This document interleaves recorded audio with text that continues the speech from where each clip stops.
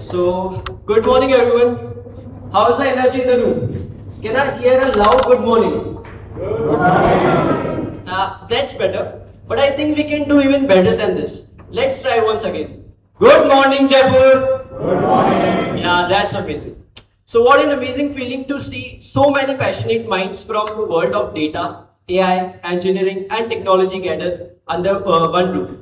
Well, on one side, the future is not something we enter, the future is something we create. And today, each one of us is here because we are builders of that future. Now, before we begin this incredible journey of learning, innovations, and collaborations, allow me to introduce myself. Hi, Ayushman this side, your host for today's event, and I'm absolutely excited to welcome you all at the Databricks User Group Jaipur, 5th edition, right? So let's give ourselves a huge round of applause for taking time out on a weekend to invest in learning, networking, and growth. Because every successful career starts with one decision: to keep learning even when nobody is asking you to do. So moving forward, on the behalf of entire organizing team, community leaders, speakers, volunteers, and partners, welcome to Databricks User Group Jaipur. Today's event is not just about sessions and presentation. It's about meaningful conversations. It's about building connections while like-minded professionals. And most importantly, it's about becoming part of community that learns, shares, and grows together. So I encourage all of you to participate, ask questions, meet new people, and make the most today's experience. Because as we all know, your network is often just as important as your skills. So moving forward to our agenda. Now let's look at we have planned today. We begin with intro to Genie Code by Mr. Vibhor Goel. Then we'll have a network tea break. Then we'll dive into MCP on Databricks with Mr. Aditya Singh, followed by swag distribution and closing ceremony. And last but not the least, networking over snacks and one-to-one discussion. Trust me, you're all going to leave today with new ideas, new learnings, and hopefully some new friends as well. So stay active. Next. So one housekeeping announcement. If you want to use facilities, downstairs we have facilities. And talking about tea and snack, we'll announce. Here only we have scheduled tea and snack break. So moving forward for our social media contest announcement. Now for something excitement, we have a special social media contest running throughout the event. Here's how you can participate. Capture your favorite moment from today's event, share your learnings, key takeaways, and highlights on LinkedIn. Use the official hashtags just like hashtag Friends of Databricks, Databricks Jaipur, Databricks User Group Jaipur. So why to participate, right? Because great idea deserve to be shared and knowledge grows when we learn from one another. And here's an exciting part. The top 5 participants with the most engaging LinkedIn post will win exclusive gifts. So stay tuned, right? So take as many as photos, share your insights, connect with fellow attendees, and let's make some noise on the social media today. Winners will be announced at the end of our event. So good luck everyone. Next. So before we move on, please take out your phones and scan the QR code. By following our official Databricks user group and GDSC community pages, you will stay updated with future events, learning opportunities, and community activities. And if you like to continue with connect us directly, feel free to reach out at databricksjaipur@gmail.com. One thing, this is our Databricks community QR code. That's JDAC Jaipur, and that's Databricks User Group Jaipur QR code. So please follow them. So we'll be waiting for 10 to 15 seconds. You can scan or take a picture of this. Please go ahead and scan the code, follow the page, and become a part of our growing community.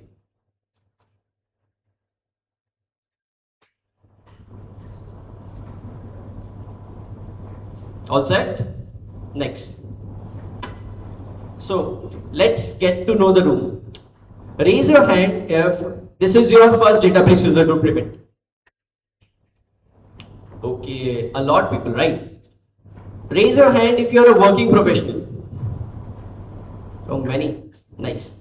Any students in the room? I think rest are learners like me. Amazing. Give yourself a big round of applause. This diversity of backgrounds is what makes a community powerful. Next. As we move forward, I have three simple requests for everyone. Be curious, be collaborative, be vocal. Ask questions, meet new people, start conversations. Because opportunities don't always come from job portals. Sometimes they start with a simple hello at a community meetups. Next. So here's our journey so far. Before we begin today's session, let's take a moment to appreciate how far we have community come. So our journey started with edition 1 at Arya College, Jaipur. Next, then we grew further with edition 2 at MNIT, bringing together even more learners and technology enthusiasts. In addition, in addition 3 took us online, providing that a strong community and continue to learn and connect from anywhere.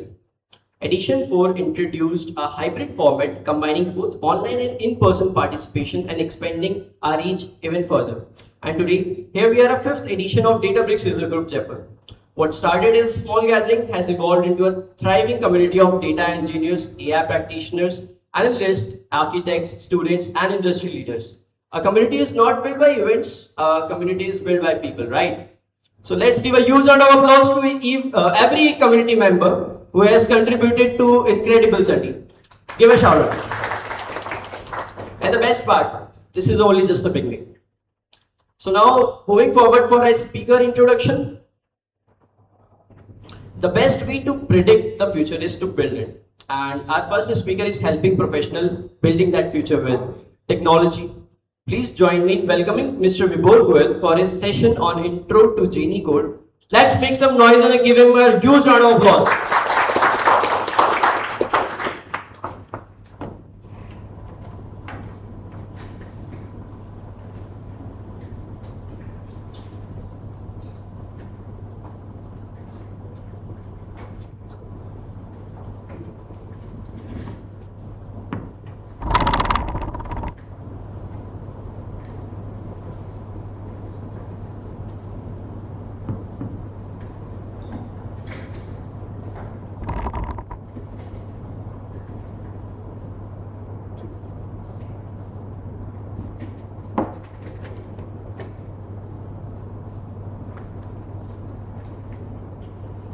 Hello everyone, good morning.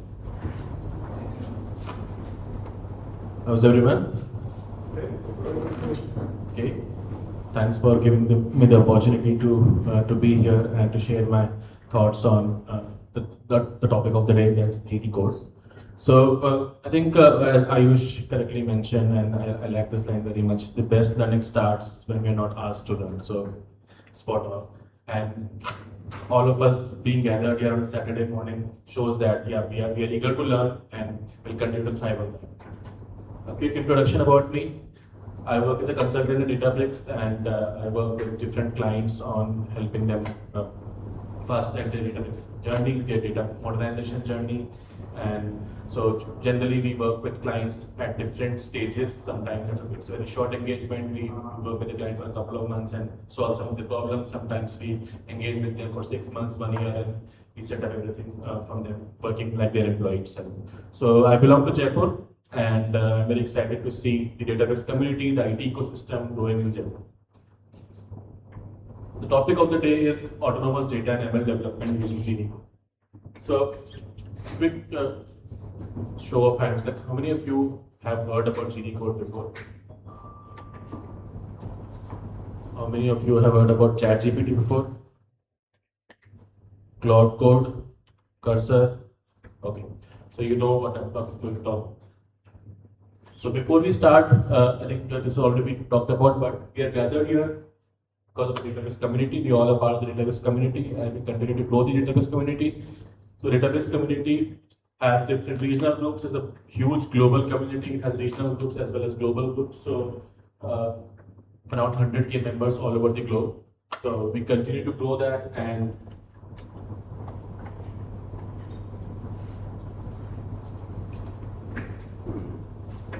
you want to join the Databricks community, go to community.databricks.com or scan this QR code. And if you want to join the Databricks user group from Jaipur community, you can scan this QR code. So let's start. So we know that AI assistants are everywhere. We all know about Cloud Code, we know about Cursor, we know about ChatGPT. So ChatGPT has this AI assisted code agent called Codex, and there are so many coding agents everywhere. And most of us as software developers use coding agents in our day-to-day lives.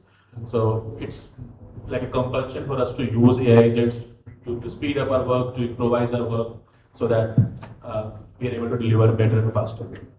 So software developers have their suite of tools, and business users who actually take business decisions on top of some data, on like they want to see how the business is growing, some sales numbers, or they want to automate some non-technical things in the organization. They have for that as well. There are tools that integrate with your chat, your communication tools like Microsoft Teams, and so on and so forth. So there are AI tools available for software developers, and there are AI tools available for business users. But what about the data stack? So data stack has a missing integrated AI tool that can help us write data applications end to end. And why I say is, although we can write our SQLs, we can write our Python codes using Cloud Code very well, and we can just copy paste them in, let's say, our SQL notebook or any other data platform, and it should run. That's the expectation. But it's not that seamless. So a native data stack based data integration or AI tool is missing. That's the problem that Genie solves. So data work still becomes manual. Like we have agents everywhere, we have coding assistants everywhere, but a lot of data engineers' time, like my time, is still spent on maintenance of pipelines, maintenance of jobs, failures, manual tracking, and then going to the jobs and manually fixing it. So much of my time and our fellow engineers' time is spent in maintaining the data pipelines. And a big amount of time of data analysts is also spent in prepping the data. So now we are automating something using these AI assisted codes, but because data analysts are the people who know what to derive from the data, who really know your rows and columns, and who really know the context of the business data. They are the only people who know that. So it's their time. They spend their time in getting their information out, cleaning it, massaging it, making sure that it's ready for analytics. And still, on testing, a lot of time is spent on manual testing. So there is still a lot of scope on the data platform world to make it AI. And that slows data team down. So as I said, like building data and ML systems is manual. Generic agents lack enterprise context and governance. So this is very important. So we have agents. I'm not saying we don't have agents, we don't have AI tools, but they lack the context and governance. So because why I'm saying this is, so if I open my cursor and if I ask give cursor some very fancy prompts to build a pipeline, it will build it. But whether that pipeline would run in my environment, whether that pipeline knows what tables I have, whether the pipeline knows what the content of the tables is not there. So that context and governance is missing. So that code would be siloed from my actual data. That's the problem. And in reality, in production system, it requires constant upgrade, whether it's a version upgrade, a code upgrade, a feature upgrade, whatnot. And yeah, this is my whole thing. So as I said, like code generation is not enough. So on the left side, you see a code generated by a Claude or a Cursor or Codex, anything. But code generation is not enough. We have to have the lineage, dependencies, governance, semantics, and path to production. So what are all these things? So what is my data dependent upon? How are two fields connected to each other? What is table B? If table B is being read from table A, someone capturing that information. Who has access to what? All these things are not captured in this code. This code is very good. It's very good quality code, but we are not able to capture all these nuances which make the code production ready. And as I said, too much time is spent on maintenance. So there are so many broken pipelines, there are so many failures, which we spend our time and energy on, where our time and energy should be really spent on building new data products, building new models. So I'll give you a small example. So Databricks and using Databricks and Spark used to be very hard, like few years back. Like using Spark very hard, and like Spark's skill set of Spark was very hard to find in the market. And experienced and expert Spark engineers were even more harder to find. So I think few months back I saw a post on LinkedIn that someone was saying that with AI, the data is becoming so simple, we are losing the Spark skill set in the market. So that was one way to see that the modernization, see the advancement in the AI and Databricks. But the other way to see it is that we are no longer spending time in building the pipeline. We're no longer spending time in debugging the pipelines. We are actually spending time and energy in what really matters, in deriving the business value. Our ultimate aim is to have data and AI improve our business. Our aim is not to build complex pipelines that nobody understands. Our aim is to help the business grow. Otherwise, there will be a big IT budget that will be burned up by Spark engineers and database engineers, and nobody will gain anything. So, building new data products, building new models, ship new features, improve business outcomes. This is what we should be spending our time and energy on. But we're spending our time and energy on this. So, this needs an improvement. This is where Genie Code comes in. So, Genie Code builds and improves data and ML system faster on Databricks. So, what's different with Genie Code than the other tools available out in the market? So, it is designed for data and ML. It sits inside a database environment, has all the context of your data. So, it is designed for data and ML. It understands your data and it supports end-to-end work. It's not just you give a prompt, you get a code, and then you keep on debugging it. So, it ensures that your code is end-to-end runnable to the production layer. And you can make it configurable, make it ensure that, let's say you have a different production environment for Databricks, how to get your code in. So that's what Genie Code helps us with. So Genie Code accelerates the ML and data work that we talked about, to build the ML systems faster. It has context and governance, and then iterate and fix the systems continuously. So there are four main components, four main pillars where Genie Code helps us: analytics, data science, ML, and data engineering. So it can help us generate sequels, it can help us generate dashboards, it can help us do EDAs, it can help us exploit any data sets, create notebooks. We can also build complex pipelines, our ETL pipelines or transformation pipelines using Genie Code. And we can also build our ML models, and not just lab grade ML models, production grade ML models using Genie Code. So it's a continuous cycle that revolves around all these four pillars, and we are able to have a data platform, a data and ML platform scale up faster. It's native to our data stack. This is very important when we are working in an enterprise, and generally we don't give much importance to this part. It was context. What the context I'm talking about? So first of all, Genie Code is governed by Unity Catalog, which is the standard and the most popular cataloging governance tool out there. It's an open source tool, and Databricks uses it. So it understands how the data connects with each other. It has the semantics, it has the linear, it has everything. It uses trusted context. We generally avoid giving hallucinated with Genie Code because it sits inside your data catalog. It knows when you ask a question, it tries to understand that, okay, your question should be related to the data that you already have, not just anything out there on the internet. So that's very important. And it makes the exploration easy. So if I just ask a very random question to Genie Code, it will scan through all the tables that are there. Okay, this particular question can be answered in these from these tables, these objects.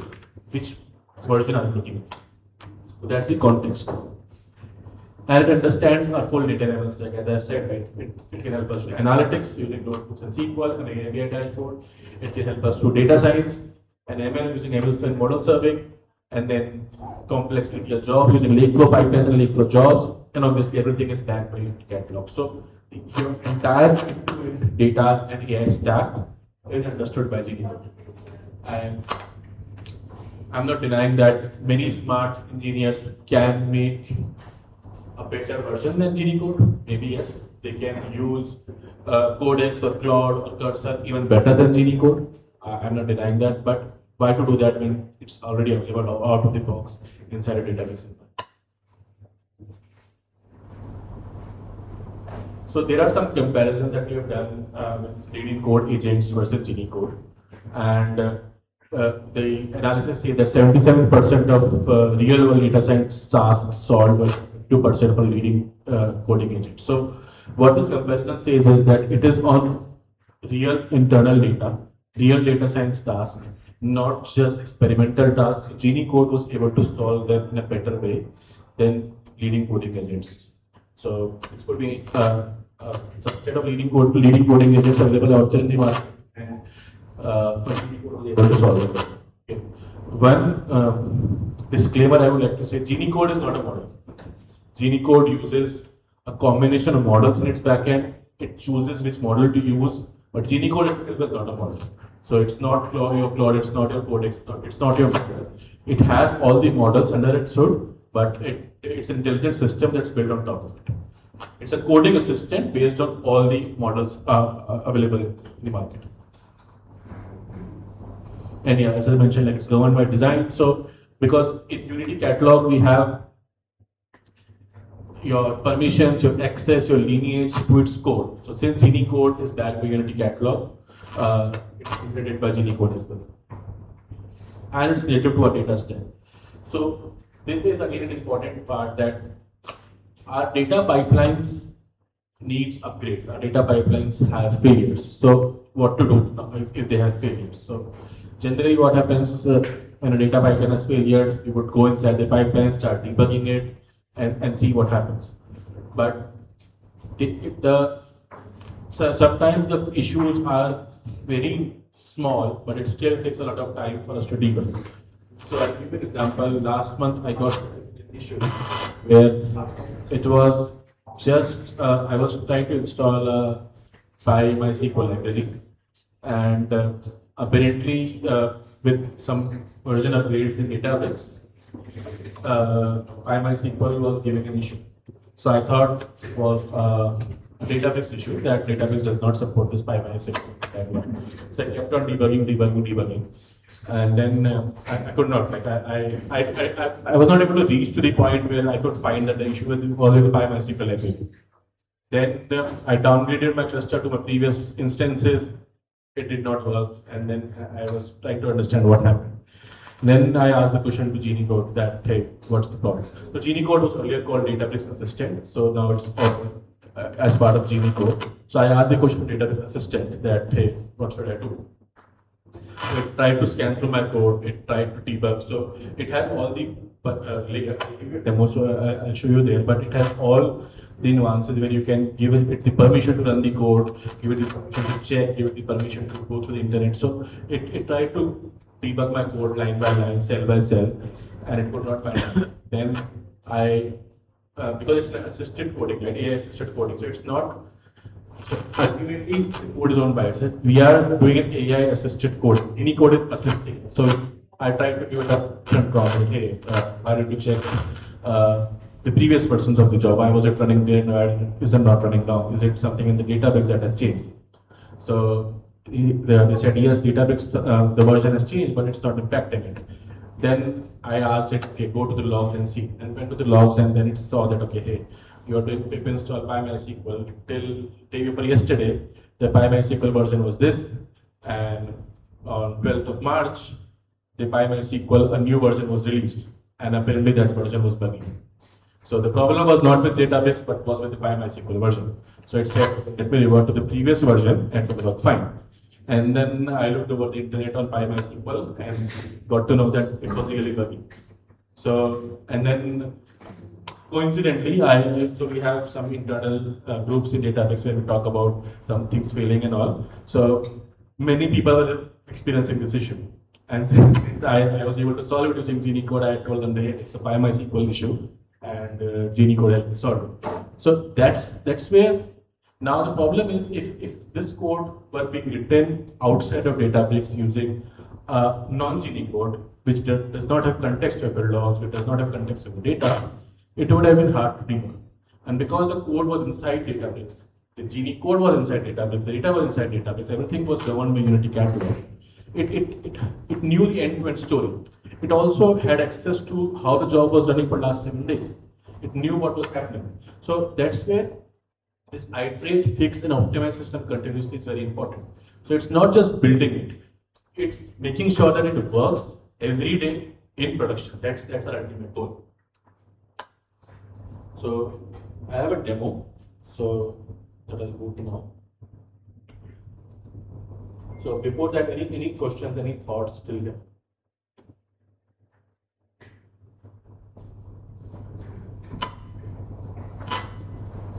Okay. Then maybe I'll have some questions later. So all the demos that we generally use in the user groups are on Databricks Free Edition. So Databricks Free Edition was formerly called Databricks Community Edition. So Databricks Community Edition used to be a limited version with limited features, and but Databricks Free Edition is essentially the whole of Databricks free for lifetime, and we can use our any personal email ID to spin up. So this is a Database community edition that has been created using personal email ID. So as part of the free edition, we get access to a SQL warehouse.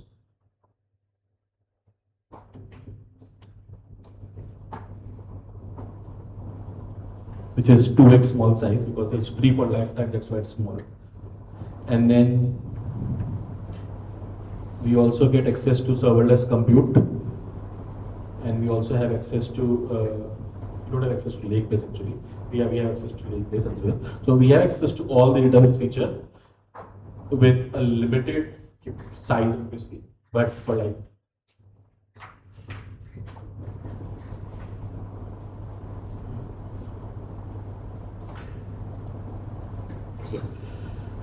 So for this demo, I am using a Wonderbricks dataset. So Wonderbricks dataset is a sample dataset that is used for many Databricks demos. Earlier, this Databricks dataset used to come free with, it's still free, it used to come pre-built in the free edition, but it's still available free and can be used as part of the open sharing or data sharing. So it's considered this as a dataset like Airbnb. It has some properties information, some host information, some listing information. And we're going to do some Genie Code magic here.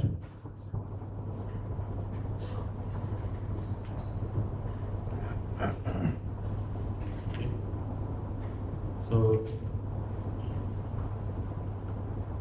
inside the Wonderbricks dataset catalog, I have Wonderbricks schema where I have these 10 tables. So I have some prompts that I pre-written, but the reason I pre-written is so that I don't have to waste my time here. So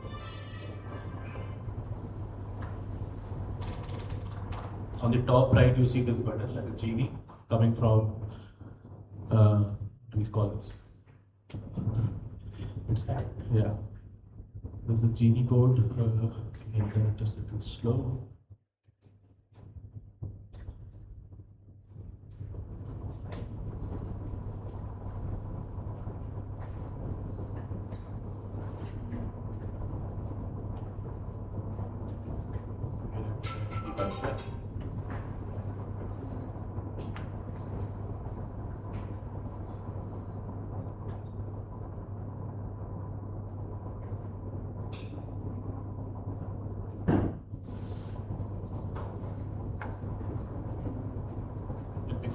Change my internet and try.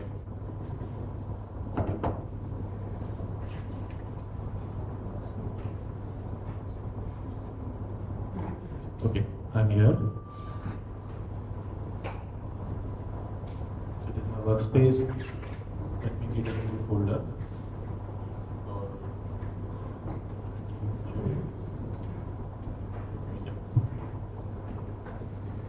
first of all, I'll ask Genie Code to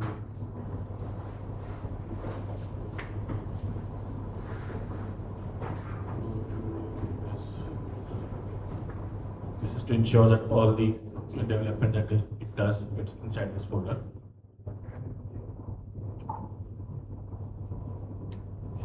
Now I'm asking it to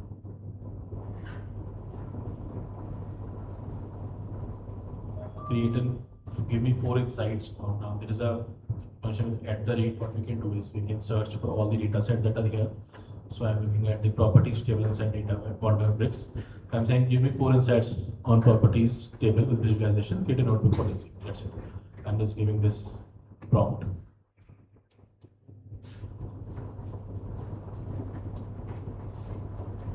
So it will take some time. So first it will create a notebook, then it will start analyzing the prompt. It will go to the properties table. It will see. So created. So right now I have marked everything in auto approve. Otherwise it asks for approval every step. So it has created the Databricks notebook. The notebook will generate 4 insights with visualizations.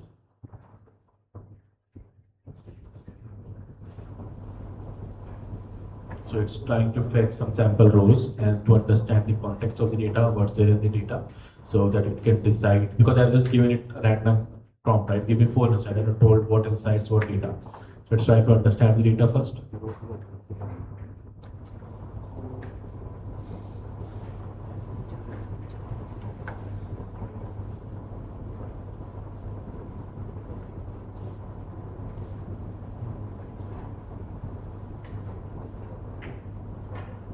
Intentionally running it live here. I had a built version of it, but we would not have. It would not have been that interactive. I had just used the built version. So what size is small? I don't know. Not possible. Font size you can. Okay, much better.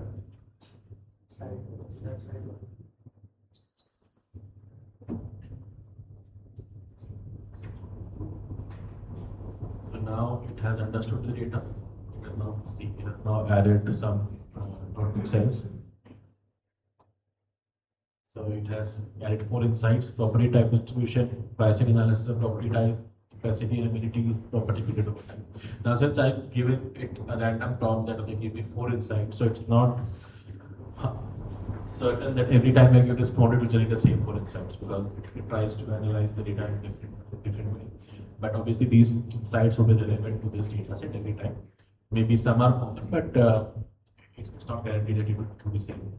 So in real world, obviously we would know what insights to derive. So we'll give, or we can ask it like, hey, give me a list of all the insights that we can derive from this, and then we can pick a set of our insights.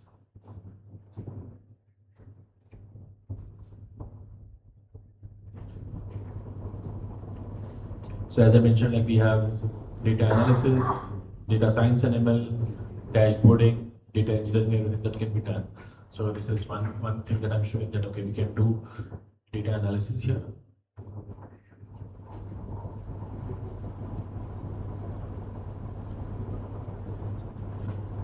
It added cells, it added visualization. Now it's adding an executive summary as well.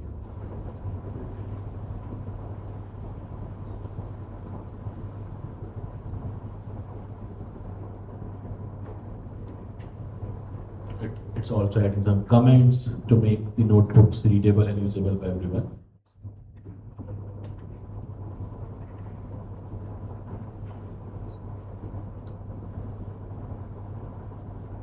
See, it has created this notebook, Databricks properties analysis.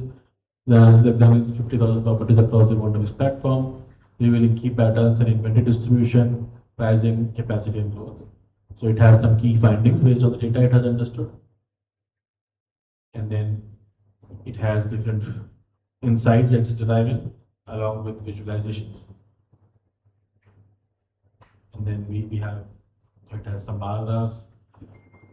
So the second insight it is deriving is pricing. Third is capacity distribution. This is the second insight, it's pricing analysis of property type. Again, having some visualization here,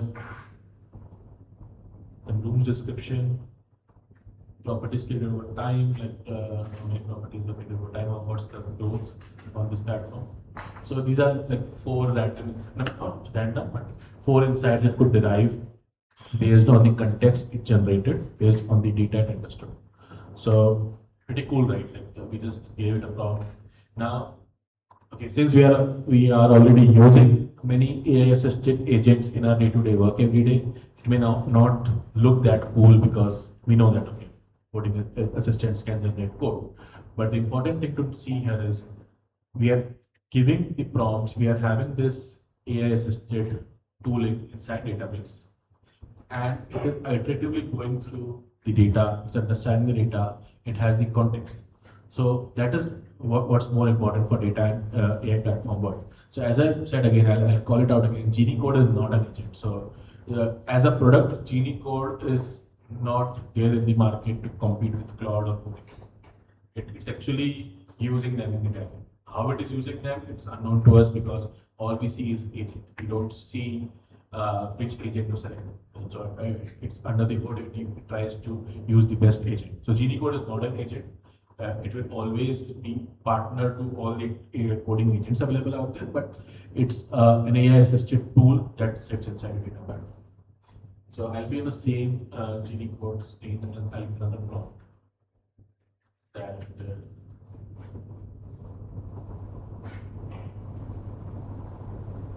I'm asking it to create a new notebook that brings an XGBoost model and predict the price from properties table, and also joins with the destinations table for additional features. So it will not just create some sample model, that model will also be logged in ML flow and it will be available for us to be used for deployment. So you get it on the notebook, property price prediction. I have loaded the ML skill, so it has different skills.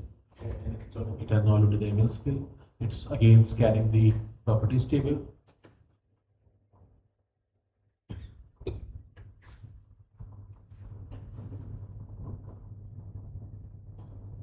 Scan the destinations table because we asked it to join the properties with the destinations table.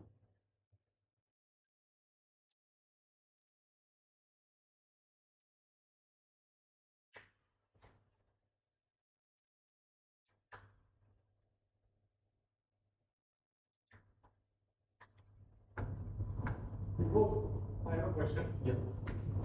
Can we train Genie Code for our customers, like for custom business use or custom instructions I can provide it to you? Yes, so Genie Code, I not included this part of this talk, but Genie Code is a concept of skills. So you can create your own skills. They are like, we can add context to it. So we can say that, okay, this is my data, this is how I need to understand it. So it's like a big prompt kind of a thing. So if you train the Genie Code on that skill, it will generate results using that skill only, not just its own skill. So will it help only in the modeling side or in the abstraction side?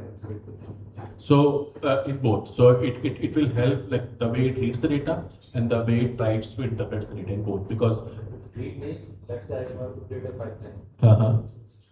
So there also it will help. Yes. And the data and the full load abstractions and all. Yes.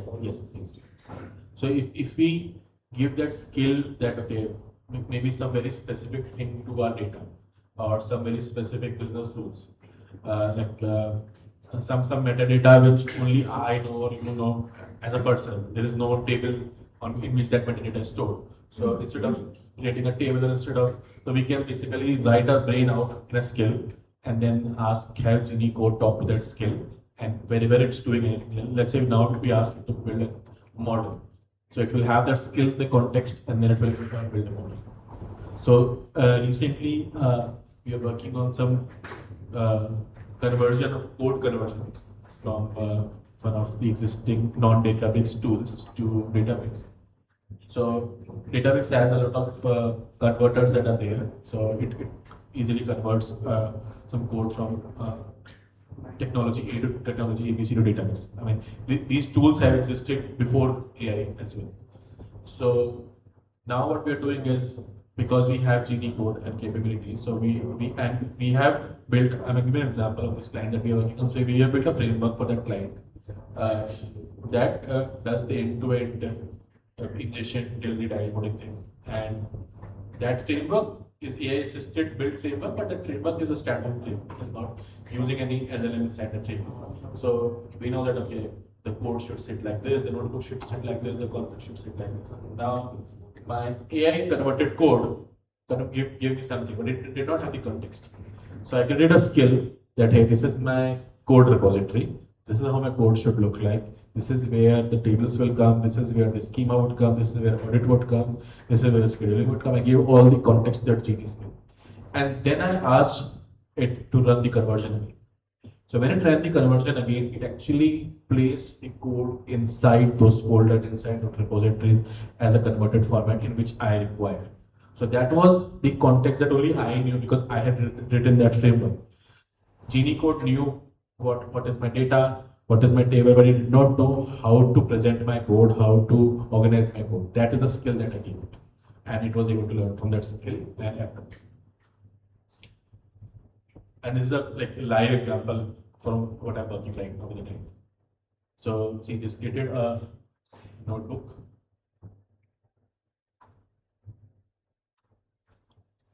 So it has data loading and joining, it has EDA, it has feature engineering, data pre-processing, model training, model evaluation.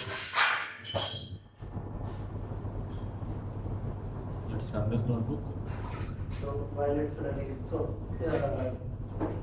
is it able to also read and implement like third-party skills or some MCP tools like GitHub for checkpointing your code base, etc.?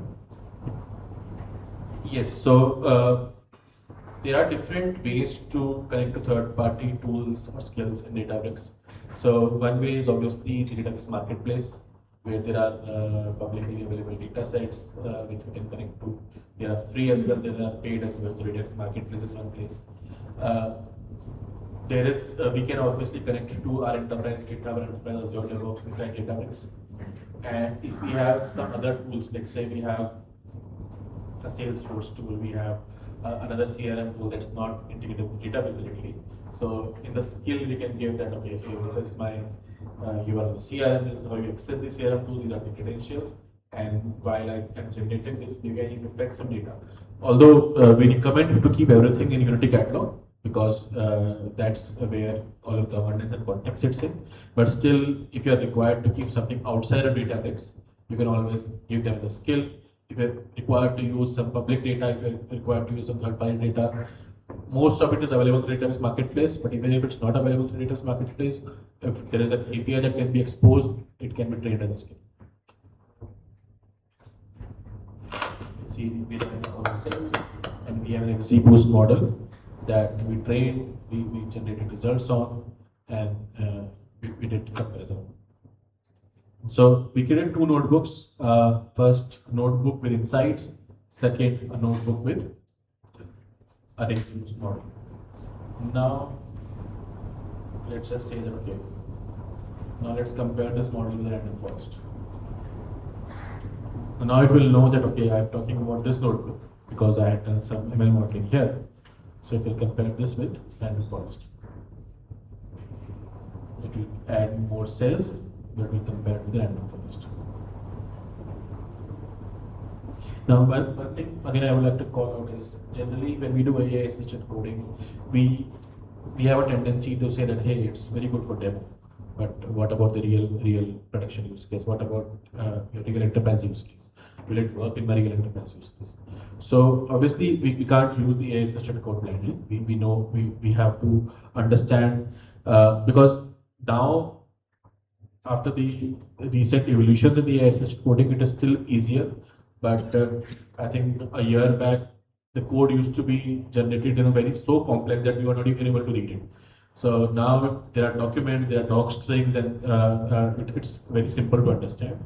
So obviously we can't trust it blindly, but because the code given by Genie Code is running side by side on a notebook, And given the fact that we have, let's say we have a custom skill, or we have all the tables in Unity catalog joined with lineage and everything, so we know that my Genie code has the context. So the confidence level on a Genie code generated pipeline, Genie code generated notebook is better than the confidence level in other tools.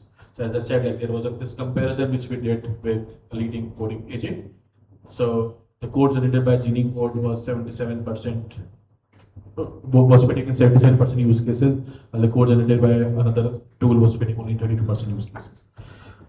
We may feel that Genie code is sometimes slow because it is doing a lot of analysis, doing a lot of comparison in the backend.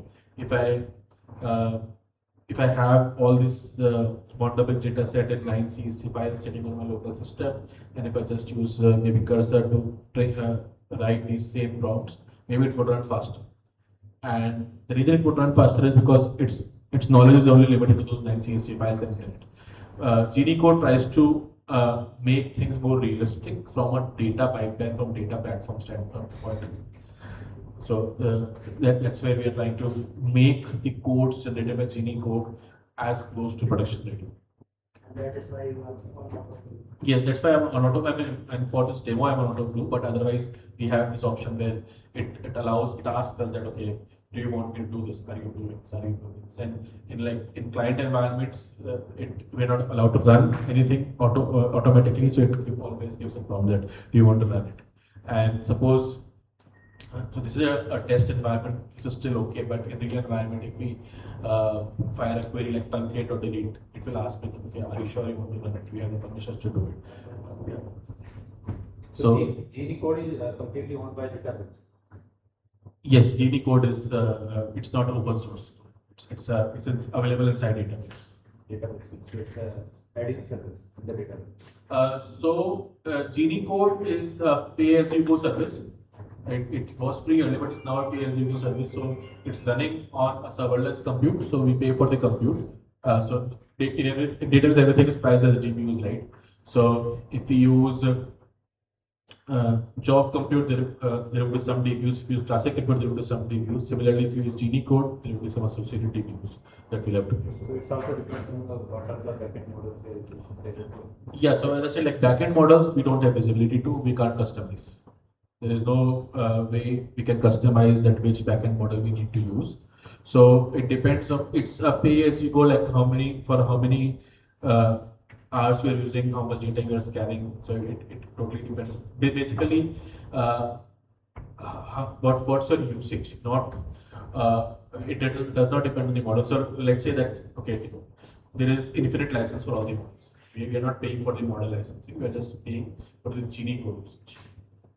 So it will not depend that okay, if you select model A, you'll have to pay $X. If you select model B, you'll have to pay $Y. No, the cost is unified under Genie code's umbrella. It's the same cost. So it will get developed by end-to-end scenario. Let's say business users project as case. Sorry. Business product like API. Okay. You have to develop this API.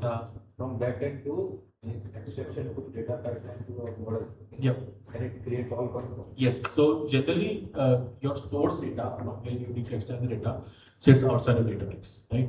So let's say your source data is sitting in MySQL, your source data is sitting in some CRM tool. So you have to first get the data in, and then you build all your analytics and ML on top of it. Now you're saying that can it build your pipeline as well from your source system to your database system? Yes and no. So why I'm saying yes and no, because the source system is not governed by data. I mean, it's not governed by Unity catalog and Databricks. So as a coding assistant, yes, Genie code can do it, provided it has all these skills. So if I give Genie code instructions that hey, this is my MySQL username, this is my MySQL password, these are the tables, and I have all the networking, VPN, and everything sorted out. So what I will say is that now Databricks has a features called Lakeflow Connect.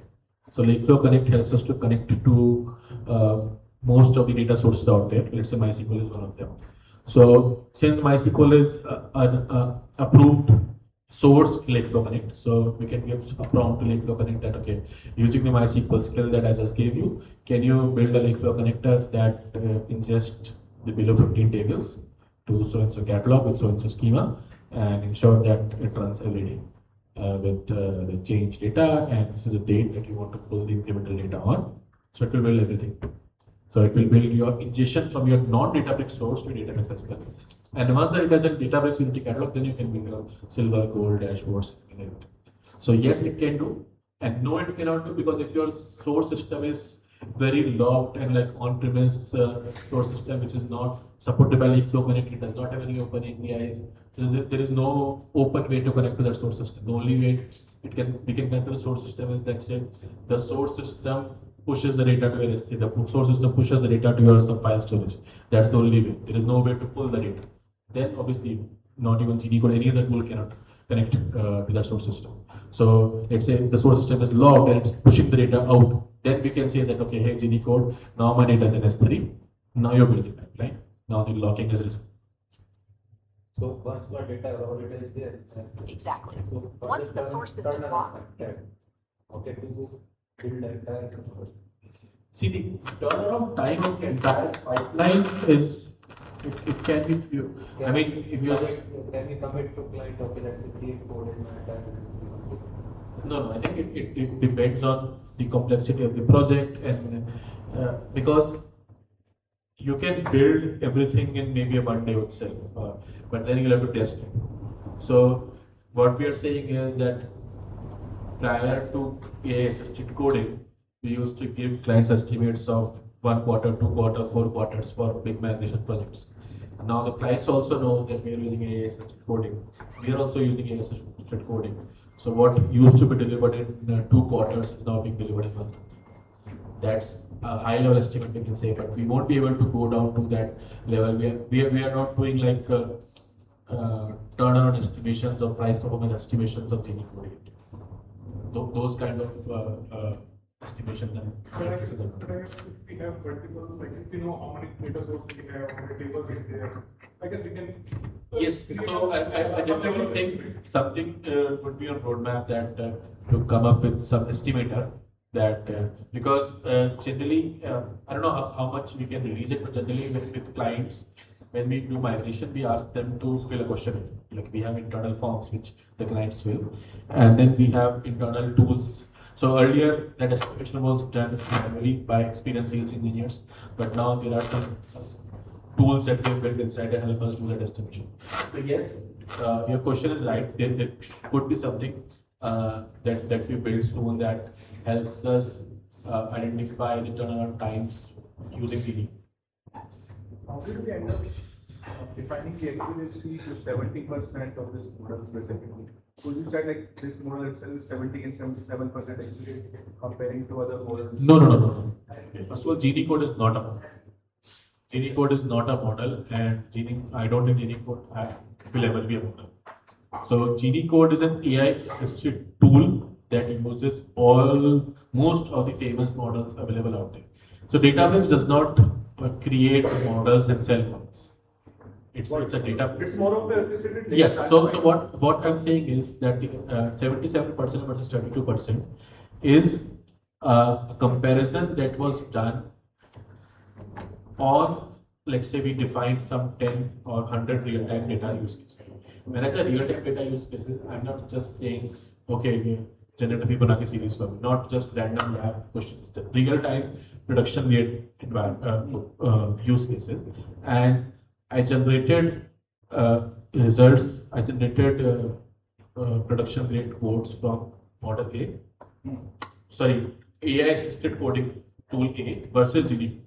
And then the observation was that 77% of the times Genie Code's code was accurate, while the other tooling agent's code was accurate only 32% of the time, because Genie Code had the context. That's the main reason. If you're talking about Databricks platform, and specifically it's for Databricks platform, if the data is inside Databricks platform, then the code generated by Genie Code is better in terms of its accuracy, in terms of its performance, than the code generated by a non-Genie Code platform.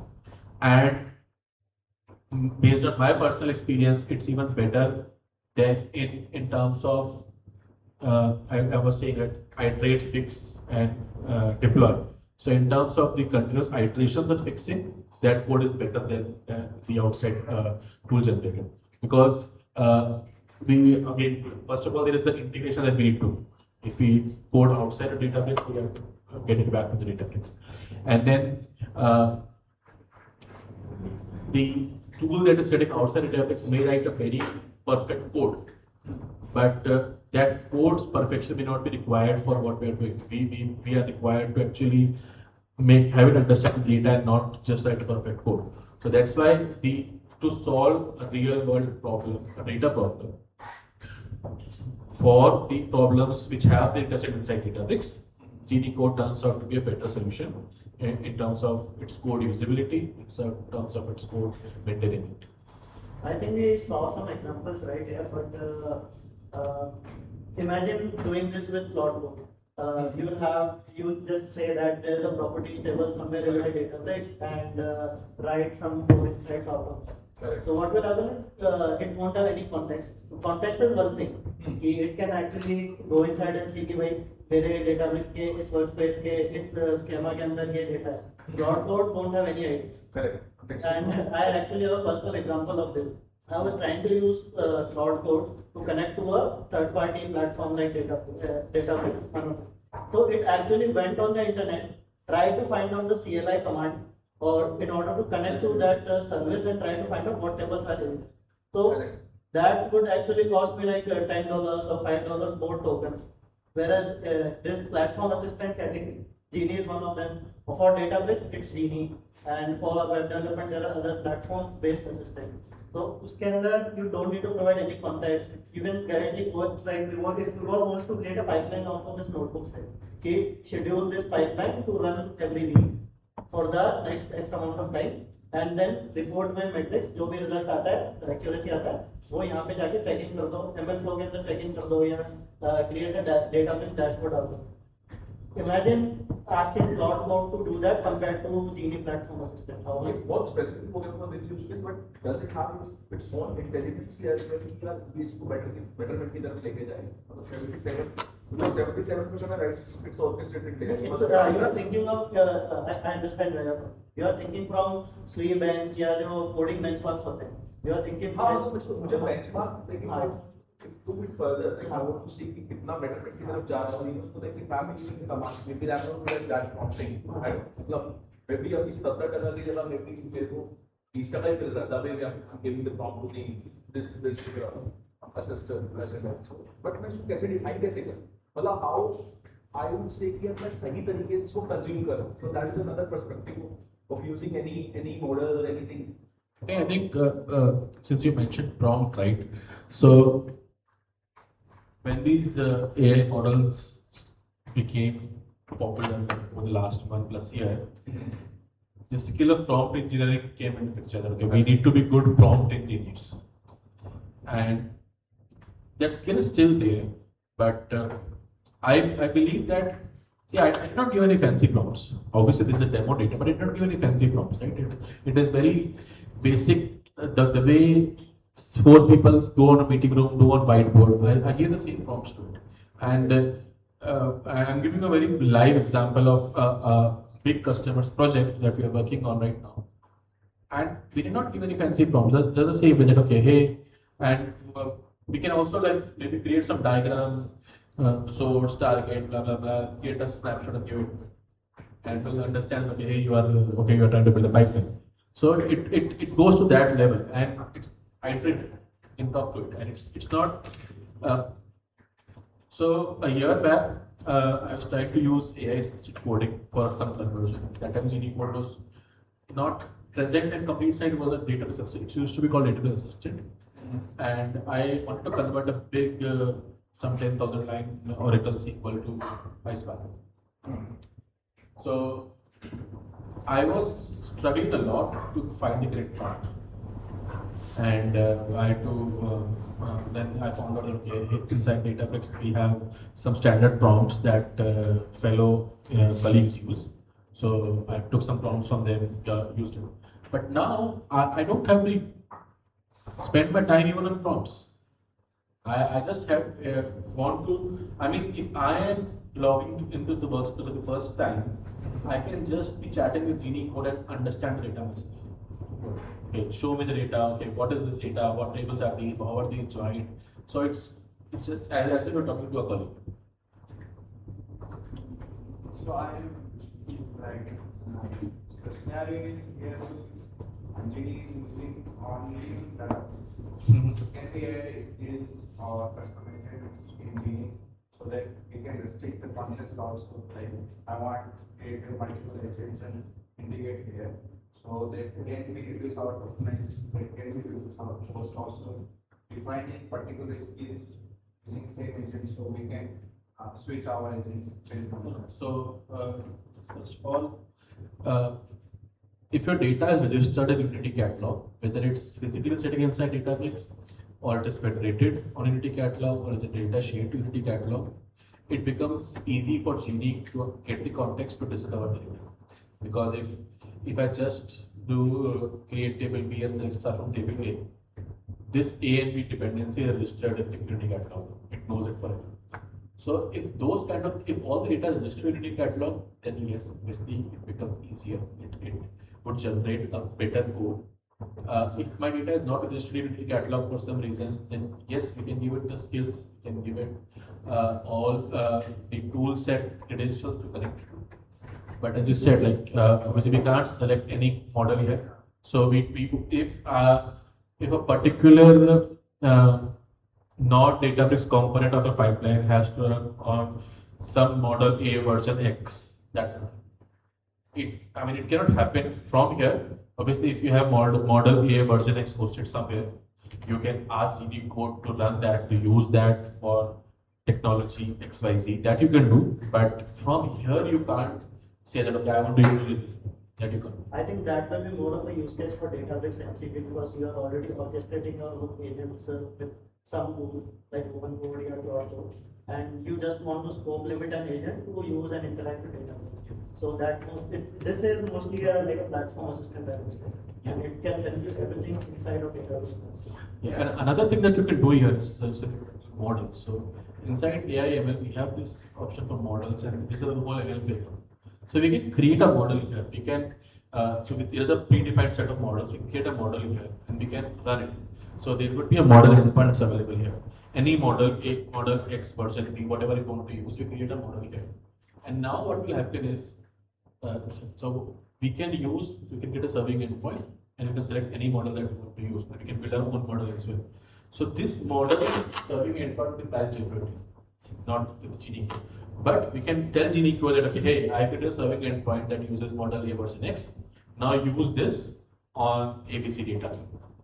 Then it will use it. But that's a set. So it's as good as using model setting outside Databricks or inside Databricks. But again, the good point is, since this model again would be running on Unity Catalog and Genie Code is running on Unity Catalog, the context will be shared. Sorry to interrupt you guys. We are moving forward. So there are multiple questions you are having in your mind. So we'll be taking that in multiple sessions as well. Going forward, we have to conclude this session. And thank you so much, Vibhu sir. A big round of applause for Thank you very much for the question. Yes. 30-second answer. Yeah. So what's the enterprise adoption? Is there any data of enterprise adoption for Genie coding? I won't be able to share it here. I can share it with you offline, but there is a huge enterprise adoption. There is significant enterprise adoption. Companies are using it? Yes, definitely. And like since we were directly with the clients, as I said, like we are hellbound on reducing our project timelines like from 2 quarters to 2 months because of this. The one last question. You already have used it. What AI a lot of feedback is there. Let's say that code AI is taking 50 lines of return. So build time is reducing. But whenever the bug is coming and all, because of long line codes, okay, that maintenance and debugging part is taking. Yeah, so that's where I kept on stressing on this iterate, fix and optimize. And that's where Genie Code turns out to be better than other tools, because it's not just generating a lengthy complex code in sub-seconds. It's actually generating code that makes sense and that as well. So it does not generate unnecessary required code, and it sticks to the context. So you already observed. Yes, definitely. Also, I'd ask you a question. Imagine not only code, you are interacting with a lot of database features. Then my question is, doing that with Cloud Code on your system or some other codecs, etc., or with Genie Assistant, which one will cost more tokens to you? So yeah, what's an amazing session that was. Thank you, Vibhor sir. Let's once again appreciate Vibhor sir for sharing his valuable insight with us. Thank you, sir. So we'll now have a short tea break. This is perfect opportunity to meet someone new, exchange ideas and build meaningful connections, right? And what's well known saying, one conversation can change your career, right? So enjoy the refreshments and we'll resume shortly. Thank you.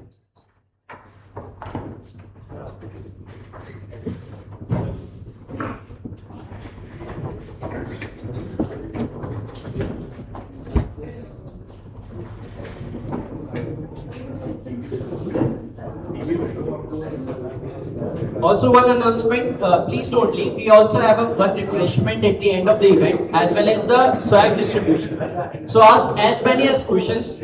Asking questions also getting you good swags with your home, right?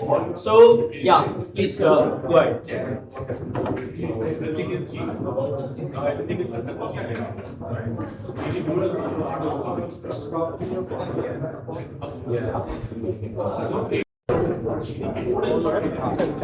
Staying ahead requires continuous learning. Please welcome Mr. Aditya Singh as he takes us through MCP on Databricks. A big round of applause, everyone. Thank you, Ayush. And first of all, I hope you had a good tea break. And my session is, so first of all, let me introduce myself. So I started out as a data engineer kind of person back in the time when PySpark independently was a thing, and it was heavily used in as an open source project. But slowly and steadily, I moved into machine learning and then recently into generative AI. And that's why my session will be about model context protocol. And I'll try to skip all of the technical nitty-gritty details. I'll just keep it more practical because I understand there are also students and also some professionals here. So I'll try to, my promise to you is that after this session, without using a lot of code or a lot of development setup, inside a Databricks platform, you can set up three things. First is you can easily set up some your data sets into your Unity catalog. And Unity catalog, as Vibhor also mentioned, is the place where you keep all your artifacts, data, and your AI skills, etc. in Databricks.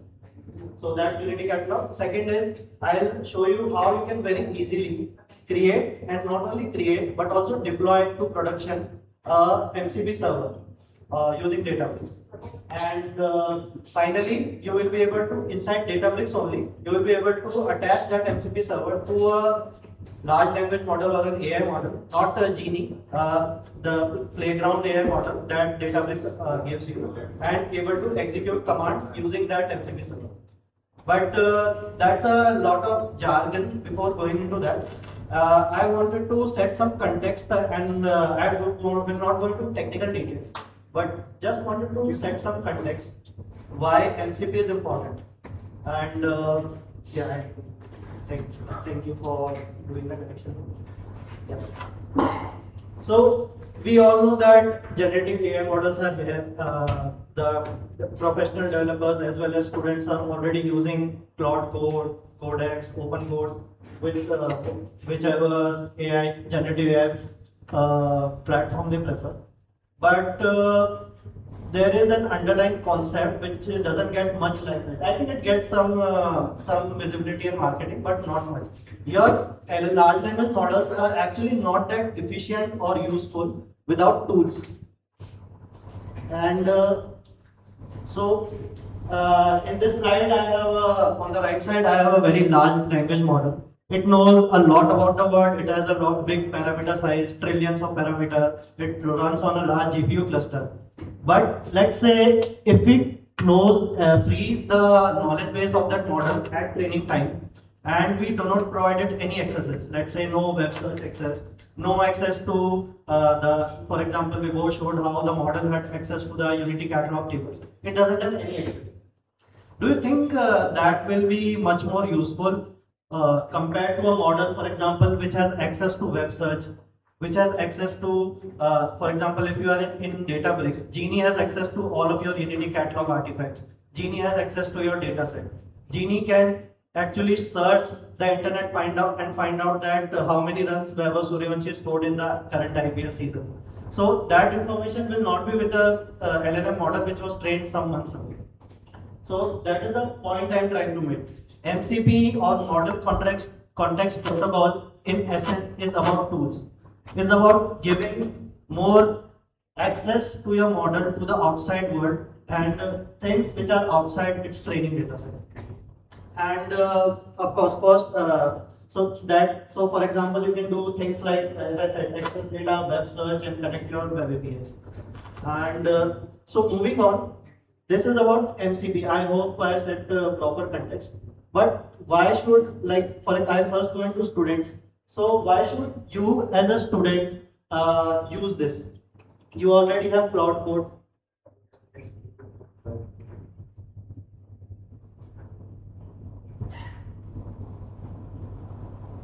I think that's fine.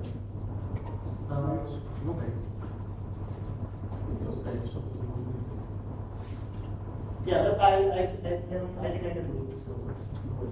So yeah, so first of all, it's free. It's for students, and if you are want to experiment with it, it will not cost anything to you. So you can go ahead and as we both showed, you can go ahead, you sign up using your email ID, and it actually gives you much more permissions and features as compared to Cloud Code or Codex. And that is something that I really appreciate about this. Yeah, I think now, yeah, this looks much better. Right? Yep. Thank you. So it's free, but why Databricks giving us this feature-full model and Genie and so many Unity catalog and everything to us for free? So I'll just ask a question. So if you have heard the news, yesterday something very huge happened in the US stock market. Can anybody tell me what happened? Yep. I'll not take the company's name, but what I did was I went into their S1 filing. And what does the company do? Like the company which was listed that you mentioned, what does it do essentially? With rockets, right? Anything else?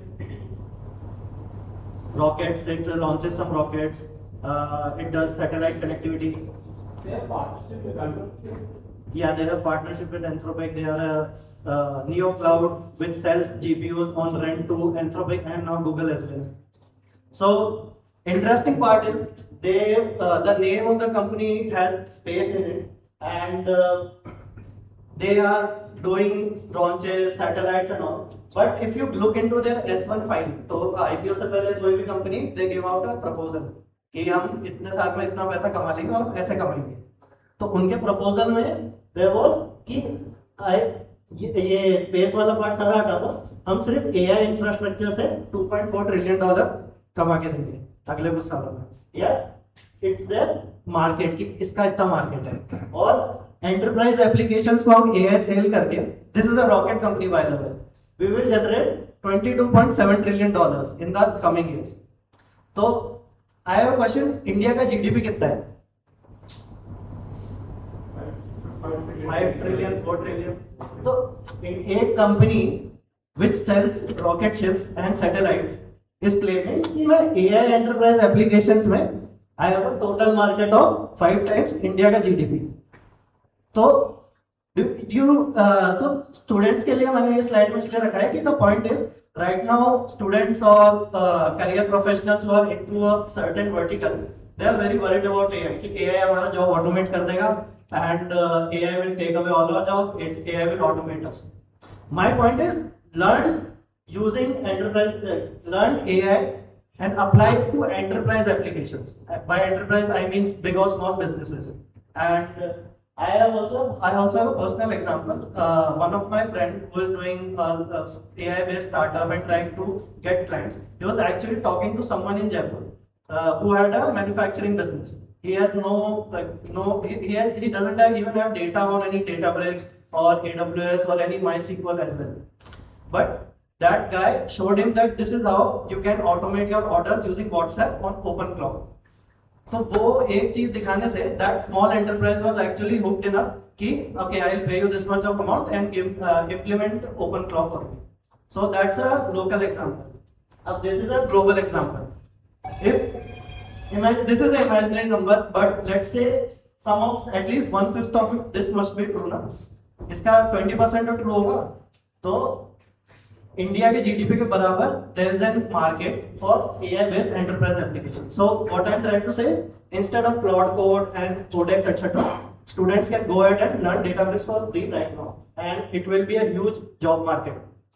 Okay, for enterprise professionals, you are already working with data sets. As we both said, Unity Catalog can connect to multiple data sources. Unity Catalog can secure your data.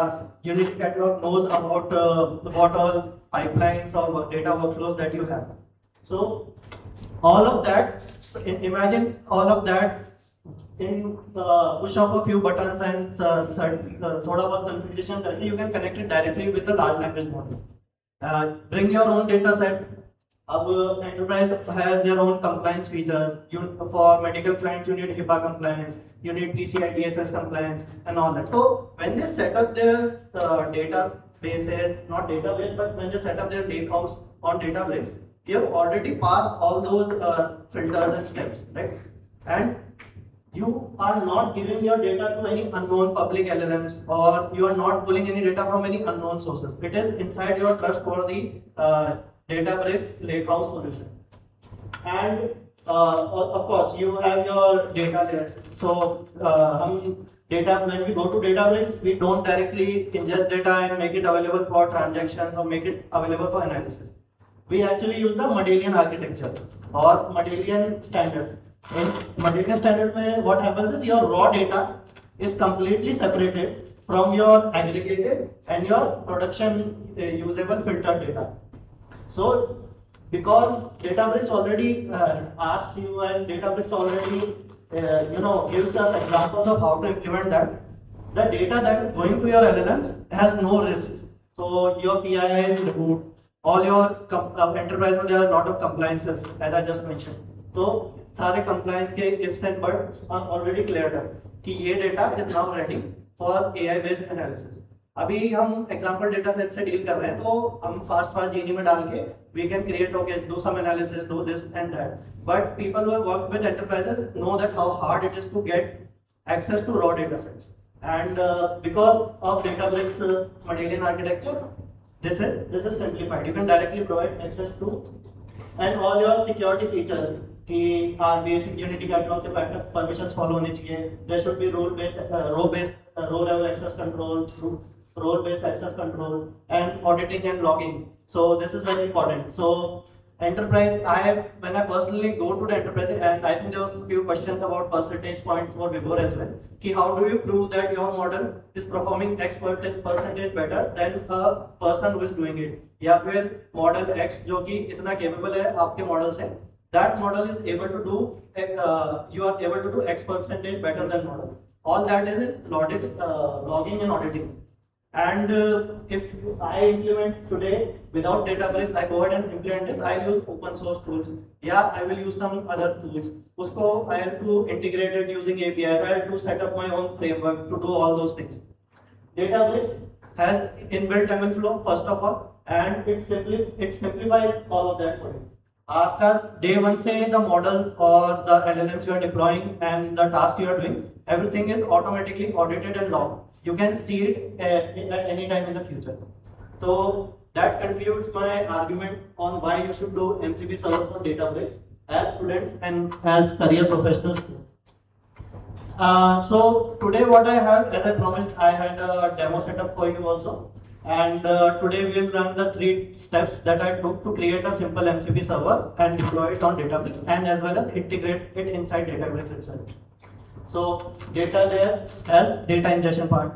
Then I have MCP server, and which is also a fast MCP based server, but it's built using Databricks only.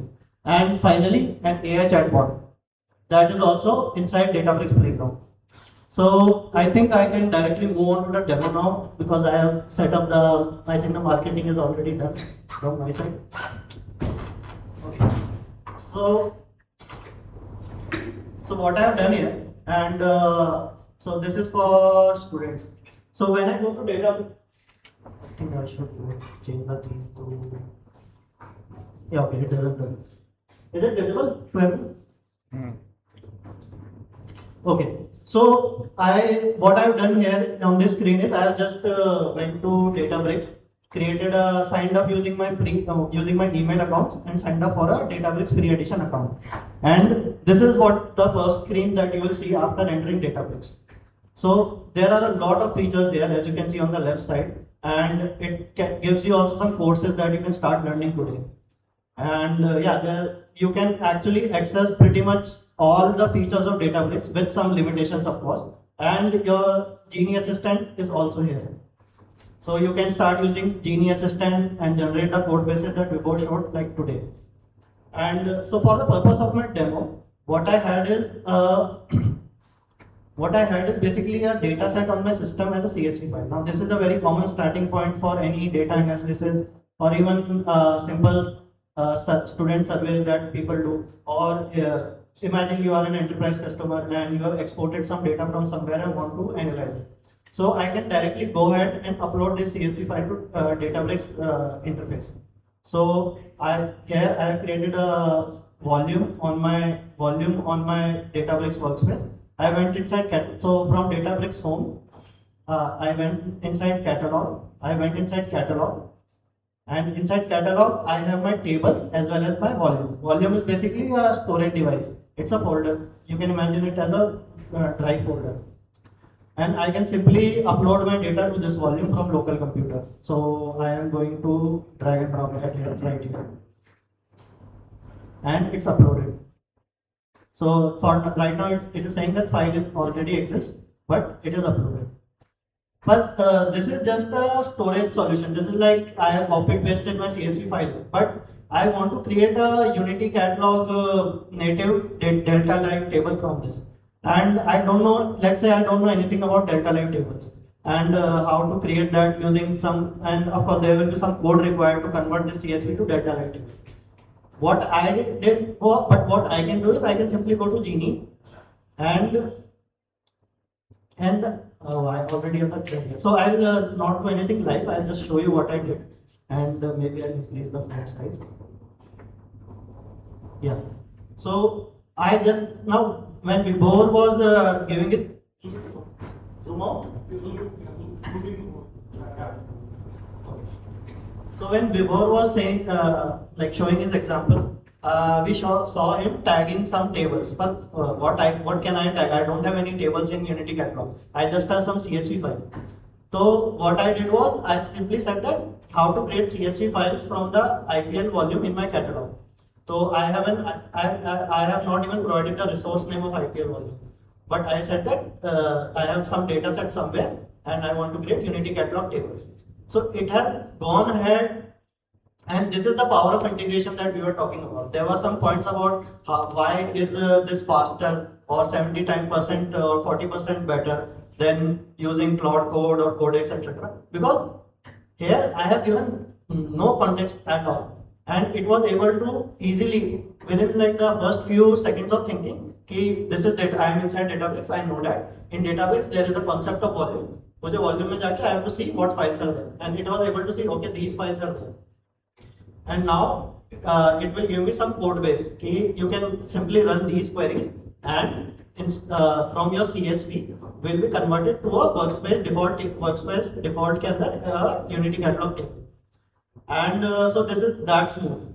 But let's say like here, just for the sake of experimentation, what I have done is I have said, "Hey, run the code yourself. I don't even want to run the code manually." So it was able to do that. And I never asked it to actually put a prefix before my tables, but it knows, it is intelligent enough that Databricks has certain conventions of storing your data. It put a IPL underscore deliveries instead of deliveries.csv. So IPL underscore came from the model's imagination. And because of that, now when I look into my Delta Lake tables, I see two tables created. So this is the power of Genie basically. From knowing nothing about Databricks, because it's a platform assistant, I can ask it to perform actions on my behalf, and it will do that on the Databricks platform. So this is the first example that I said, the data layer of pulling in CSVs and converting into utility catalog tables. But now I want to create an MCP server. But MCP server is created for using tools. So let's say I go to my deliveries table, and delivery is basically ball-to-ball information, okay, what happened in that match. So who was the bowler, batter, and how many runs were scored in all the IPL matches.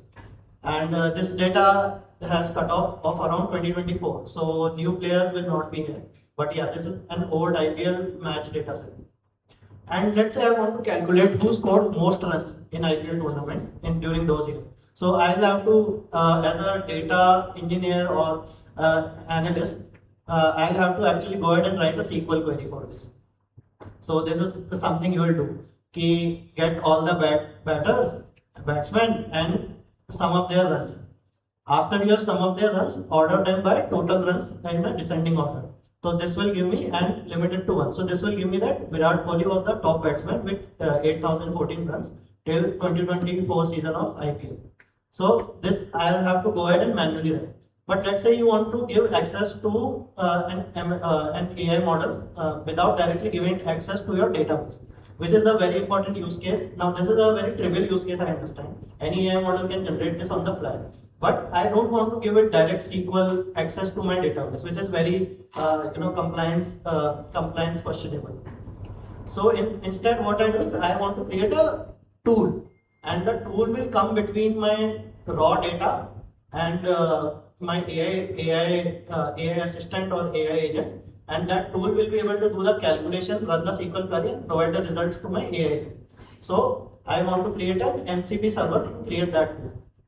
So Databricks, in Databricks, it's fairly easy to create an MCP server.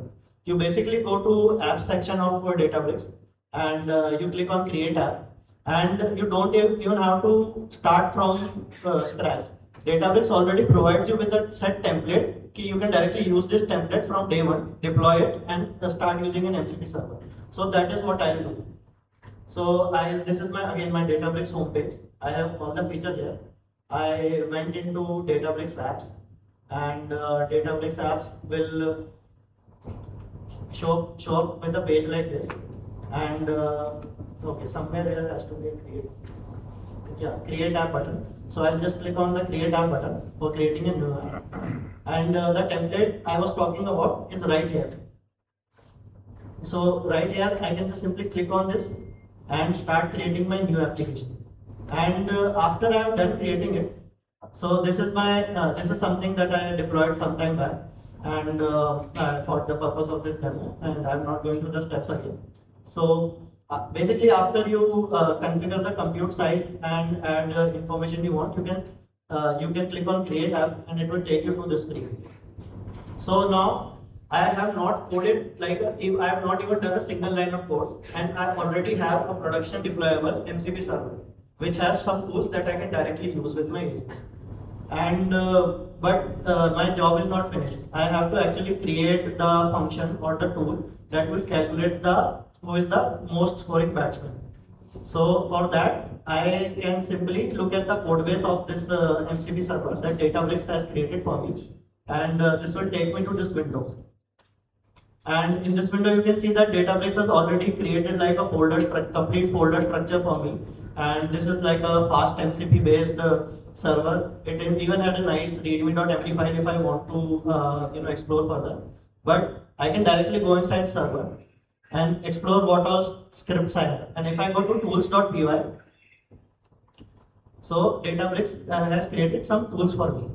Now this is AI generated code, so there's a lot of docstring and parameter examples as well. So completely like professionally written code, and you can basically you can reference this to create your own tools.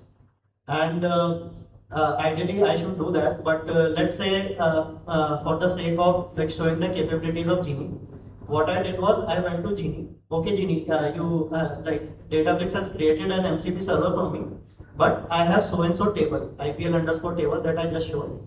I have so and so table, and my MCP server. So this is I'm chatting with Genie. My MCP server should have these three tools, and one of them is get the top batsman. And there's also team summary, top bowlers, and some other function. And there is some IPL XYZ IPL data. I have not specified and even tagged anything. I have just given that there is some XYZ IPL data in my database somewhere. You go ahead and try to find that out. And generally you should not do that because it will cost you a lot more tokens. But I am here just here to showcase the capability. So it actually did some thinking that I want to actually create these three tools. And where is my data setting? So it actually went ahead and find out that, okay, in workspace, in default, there are two tables. There is this table that I can use. So this basically showcases you the capabilities of having a platform native assistant or a platform assistant like Genie compared to some generic Cloud Code. They have their own use cases, and this has its own use cases. But inside Databricks platform, Genie is the best option given to you basically. So finally, after it has completed its thinking, it actually went ahead and generated three tools for me. And this was all Claude generated, Genie generated code base, and I have not actually edited a single line in it. So it wrote these tools, and finally now I can like redeploy my MCP server. Again, I have not touched a single line of code. It's all through inside Databricks. I have not downloaded the code, edited something, and uploaded it again. Now with a single click, I can deploy the server again. So your MCP server part is done. But finally, how can we close this loop? So you have your MCP server, you have your database, you have your tools, but how can we ask a chatbot or an AI model about this data set? So for that also, Databricks has given us some very nice toolkits, or you can say a feature. So basically, you go to Databricks again. So Databricks homepage, and in the Databricks homepage, if on the left side, if you scroll down, there is actually an AI playground feature. So I go to the AI. Now this is different than Genie. This is like using any experimenting with the chat. This is like basically like a developer-facing chat GPT kind of thing. And this is like a chatbot system. So I have created my MCP server. I have created my database in data tables inside Databricks Unity catalog. And how do I connect it with this chatbot? So I can simply, because I am inside Databricks, I am not on some third-party platform. I can simply go into tools. It has already selected Claude Opus 4.8 for us. So Databricks actually has a selection of models available to us, and I will deliberately use the least capable model, which I think. I mean, Gemma 3 is obviously very capable, but if you compare the cost here, so Gemma 3 is actually very less costly than this Frontier LLM. So 71 DPUs down to just 2 DPUs for the input tokens. So I can select Gemma 3 with confidence because I have my tools here, and I have already specified my MCP server here. And what I can simply do is in Playground, add tools, go to MCP server, scroll down to custom MCP server, and click on MCP Cricket server that I just created. So this is the power of staying in one platform. I didn't have to search for or look for an API access point. It has actually given me an API endpoint. So it has given me an API endpoint. You can go ahead and use this API endpoint and run your MCP server. But instead of using that, I'll have to authorize some permissions here. Yeah. Okay. Now it's up and running. So instead of using the API endpoint, Databricks playground is intelligent enough. You can directly click and connect your MCP server. So that's it. You have created your tool. You have created an MCP server. You have ingested some data into Databricks, which is very important again for enterprise. You have to stay within your lakehouse data in order to connect your LLMs to some data. And now you can just start typing your questions in. So I'll just type.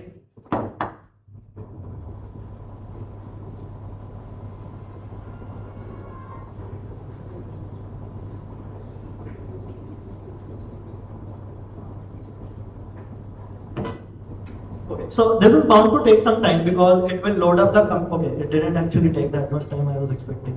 Okay, no worry. So in general, imagine asking this question to ChatGPT or any other frontier AI model. It will actually go to the internet, do a website, who has scored how many runs in IPL, etc. and take the answer from this website, summarize and give you an answer. The way it is, MCP is different is because I created this tool, not I. Of course, Genie created it for me. But the idea was I used Genie as a coding assistant to create this tool. And because I have attached it to my large language model, it knows that कि मुझे web search नहीं करना है. I have to go to Unity Catalog. I have this MCP server already assigned. उसके अंदर there is a function which can get me the top batsman from my data set. So that is the value I am trying to put forward. It is not going to web, it is not going to any unknown sources. It is grounded in the data inside your Databricks catalog.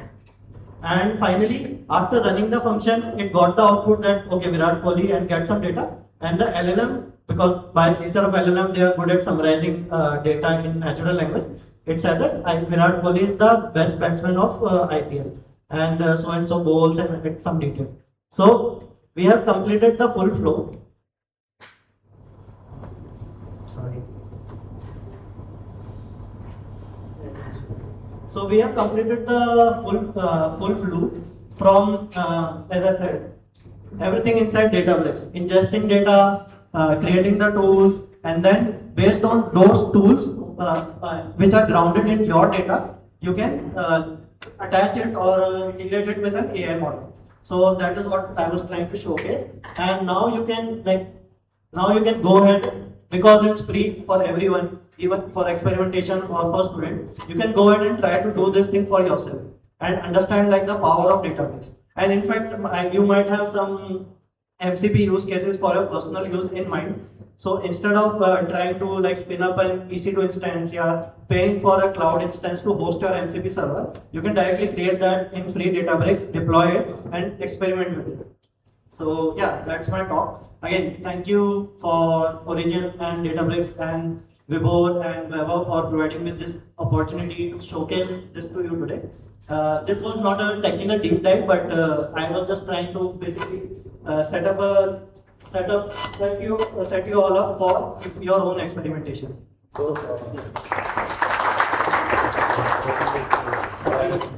so this pipeline is you have created, but how you will integrate with the end application? Because end user will not go into Databricks, right? They will go with some end UI application or Power BI or some other tool. How you will integrate with that?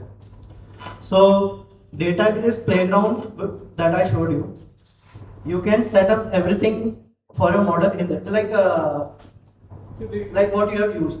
You can expose the application. Like, have you used OpenAI's playground or Microsoft Copilot? You are saying this URL I can integrate. Yeah, it will give you a URL. Key, this is your model, this is the tools it has, and now this is your URL, and Power BI or Python or your any LangGraph, LangChain agent can use basically the same format as the call OpenAI, just the URL will change and it can hit that URL. Can I apply security role, means data security as well in this? So from the server side, you can have your own rules. If you want to apply some security on the model itself, there are also features in Databricks that will help you do that. So you can apply some guardrails. You can apply. That is Databricks, but Genie can help to apply those security rules to that my data sets. Genie, that I'll have to experiment and tell you. I have not experimented with that. because that's a very sensitive part. Actually, I would like to do that manually instead of giving it to Genie. But yeah, that's experimentation basically. But depending on data storing into Unity cat also, that's also a security area. Yep. Any questions?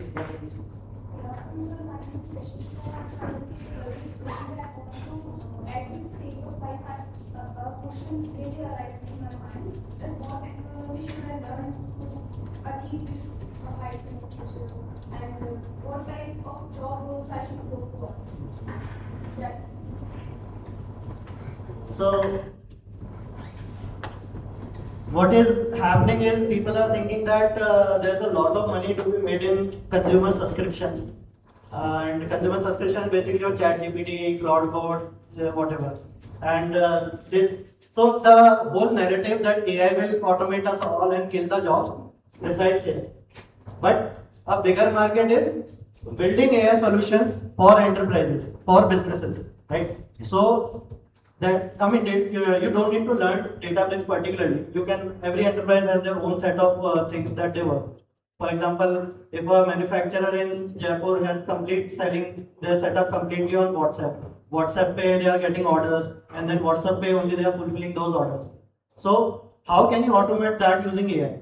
And then translate it to something like a very big company which is not directly into technology. Someone like let's say Maruti Suzuki. Actually, there's a company in Jaipur that does exactly that. They have automated the backend servicing and procurement platform using AI for whole of Maruti Suzuki in India. So, as a student, I understand your point. Like if I would be a student today, I would be in the same confusion. That's why I had this slide put up at the very end. Yesterday only this IPO happened. I didn't plan to put this here anyway, but I put it here because of that question exactly. There is a lot more jobs coming than you expect to go. Learn how to build enterprise AI applications. Databricks is a very good platform to learn, I can say. You can use Azure also. Azure, I also recommend. Azure is also a very good platform to learn these platforms. Try to see what you can automate in your locality or in your known businesses, and then you will get an idea of how actually there's much more value to be created using AI rather than what jobs will get deprecated. Yes. I'd like to add. So, every company uses IT, and the way it started is कि आपके banking में IT की ज़रूरत है, आपके manufacturing में IT की ज़रूरत है, किसी कंपनी की फैक्ट्री में बेसिक से बेसिक आप एक्सेल में रिकॉर्ड्स मेंटेन करो तो वो भी एक IT है. So, try to connect three things. कि any company, whether it's an automobile company or a banking company, any company, उसका बिजनेस आईटी से कैसे ऑटोमेट हो रहा है, कैसे एनहांस हो रहा है, आपके जो कंप्यूटर साइंस से कोर सब्जेक्ट्स हैं वो कैसे उसमें रिलेट होते हैं. How can you integrate your core computer science and your engineering knowledge with AI and enhance it with AI to solve real industry problems. Ultimately, everyone's goal is to solve industry problems. Product company, service company, pharma company, everyone's goal is to solve problems of your enterprise. So, enterprise applications हैं. Every enterprise application will be a smart application by default. Whether it's a dashboard, whether it's a web UI, whether it's Flipkart, everything will be a smart application by default. तो उसके अंदर आप अपने technical core skills augmented with AI to understand and solve the end-to-end life cycle of an enterprise. That is the whole cycle that you should understand. उसके लिए if you like want to go to one level deeper, आप किसी company की case study पढ़ो, उसकी case study पढ़ते हुए आप थोड़ा सा अपना माइंड ओपन करके अच्छा इसने ये यूज केस डिप्लॉय करा, कुछ एआई या कुछ कैसे बनाया होगा, अच्छा इसने ये उसका बैकएंड कैसे बना होगा, अच्छा मैंने ये सब्जेक्ट्स पढ़े हैं, ये मैं कैसे रिलेट कर सकती हूँ. तो that is what you should do. So all these three things, when they come together, then it will make your job ready in marketing. It won't be just your subjects, it won't be just AI, it won't be just your business understanding, all of them. And obviously, being a third-year student, you do not have everything in your mind. You want to understand the whole context. So gradually, in तीनों का एक unified context learn करने की कोशिश. in the start of the session, you showed that we can upload the files in volume, right? That is something can be uploaded. Actually, we don't usually do that. Sorry. The question. Yeah, so the question is that I took a folder from my local and I uploaded to the volume. So this is your question, right? Basically, मैंने volume create किया and I uploaded some CSV files. So can Genie help me automate that?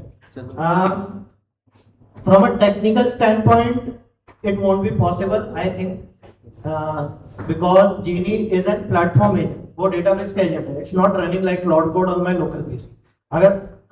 But it's a very simple command actually. Just Databricks workspace CP and you can copy paste files there. In an enterprise case, this is rarely done. I personally have what I've seen. This is rarely done. Uploading your dataset directly to a volume and then you access your datasets using some already stored S3 buckets. Yeah, as Vibhor mentioned, you bring your data from other RDBMS cloud solution to Databricks. Flow Connect that it was mentioned. So, as for experimentation, I don't think there will be a case where you have to upload CSV files that regularly. And for enterprise applications, it's not even a question at all, I think. Yeah, look, generally enterprise application the data sits in some cloud storage, which we mount to capture. And suppose there is one master data CSV file which is only owned by the CEO of the company in a local app. That's one of use case. Then obviously that CEO will only have permission to run. But in real enterprise scenario, the data comes via integrations, not via management. And that is actually where people are making a lot of money actually. So Databricks integration at some point was the biggest market because people want to transfer data from here and there and here. There's a lot of professional services being sold, a lot of products being sold in the space. So it's so that in sense gives us an idea that data is not coming from CSV files actually. But the same we can do DBFS is I think DBFS is now dead. Basically, DBFS is a protocol to read the data, and everything is volumes. So the way we used to upload files in file store, mount everything, now it's all volumes. So under the hood, everything is volumes. We use DBFS:/volume. That DBFS is a protocol to access the volume data, but everything is volumes.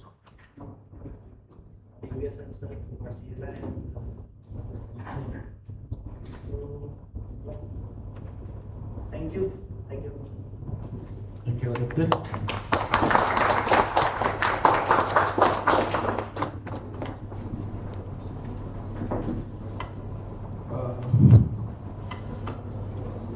Yeah, thank you so much, sir. A big round of applause for him.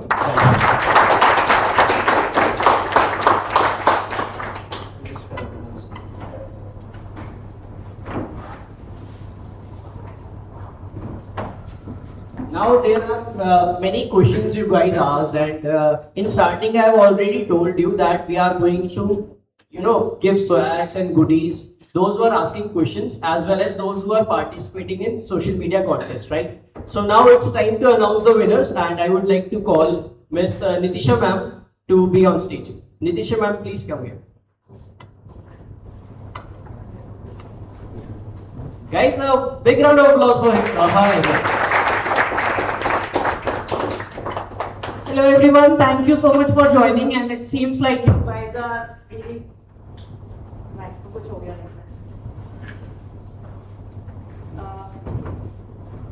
sorry, हमारे शायद speaker की battery खत्म हो गई है. Hope you all can hear me. Yes. Okay. Thank you so much for coming, and it was really great seeing these many people here and seeing that you guys are really interested in learning and upgrading yourself into Databricks. So we have goodies for people who asked the questions and who posted on the social media. So, but before that, I wanted to invite Jagmohan sir to thank you our speakers.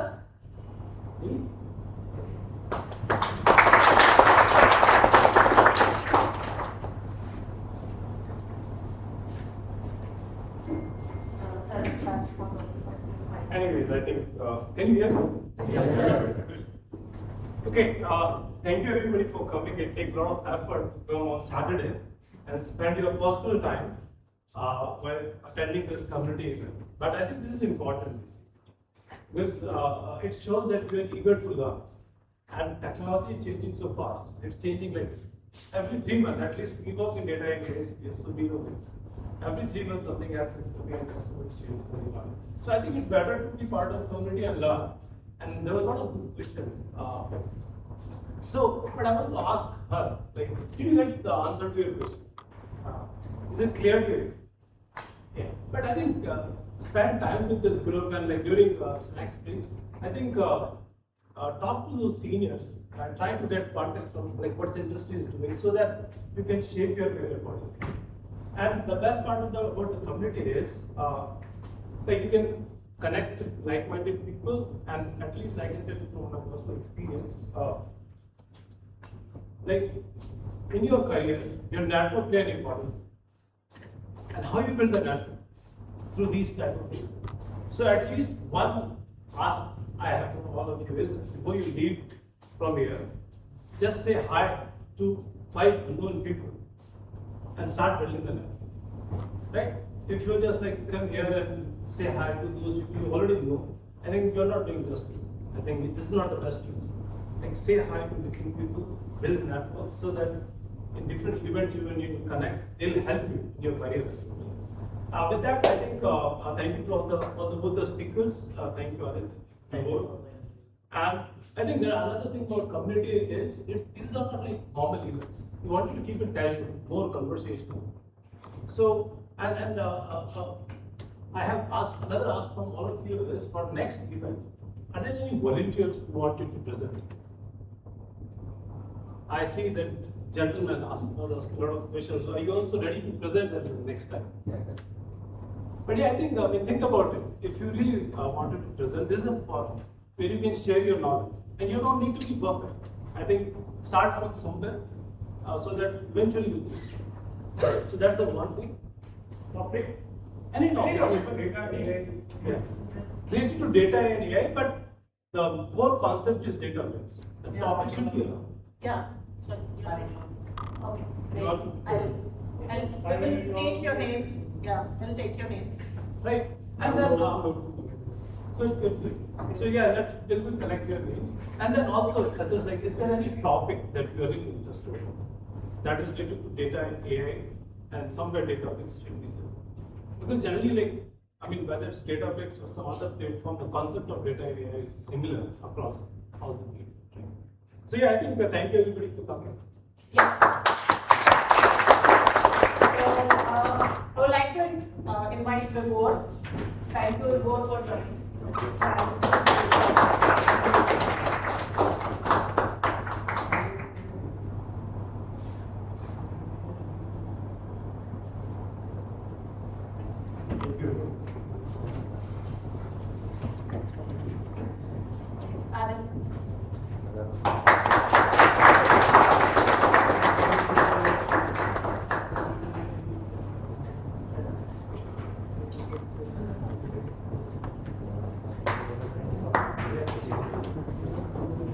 Thank you so much, sir. I'm telling you guys, you don't know him. He is from ABC, right? I am Calcutta, and he's an absolute person. I'm telling you, connect with him on LinkedIn or WhatsApp. Just ask anything about your career, advice, anything, right? So going forward. Okay. As we come to the end of the today's meetup, I'd like to thank each and every one of you for making this event special. A huge thank you to our speakers, community partners, volunteers, organizers, and attendees. Today's event proved one thing: when passionate people comes together, learning becomes limitless. So before leaving, there's a snack and one-to-one interaction here only. So don't leave before taking your snacks and direct interaction with the sirs and ma'am. So before we conclude, I'd like to leave you one final thought. Success is not about knowing everything. It's about learning something new every single day. So keep learning, keep sharing, keep building, and most importantly, keep growing. Thank you for being a part of Databricks User Group Jaipur 5th edition. It has been an absolute pleasure hosting you all today. Have an amazing day, enjoy the networking, and we look forward to seeing you again at our next meetup. Thank you, everyone. Oh, one more thing. There's a one swag distribution before the snacks and one-to-one discussion. So Sure. yeah, please. Okay, so for social media, we have Hemant Seni, Bhavya Khanelwal, Megha Sharma, and Kritika Agrawal. Guys, please come on.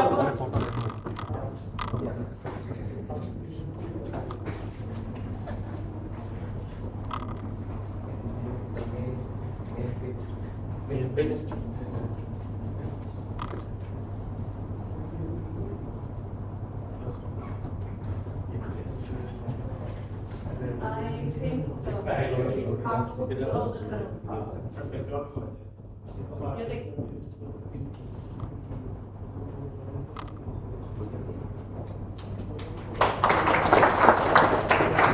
Bhavya Khanelwal.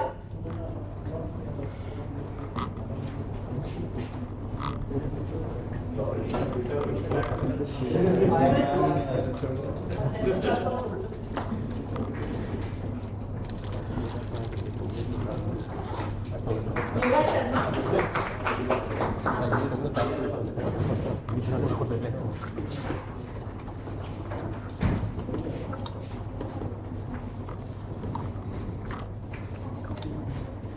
Kritika Agrawal.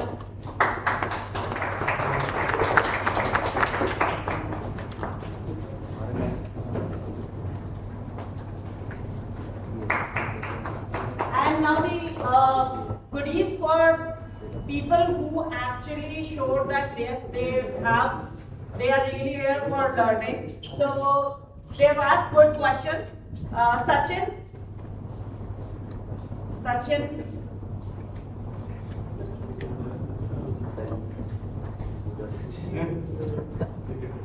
Is there a gentleman name with a Sachin here? I think Sachin Nitesh.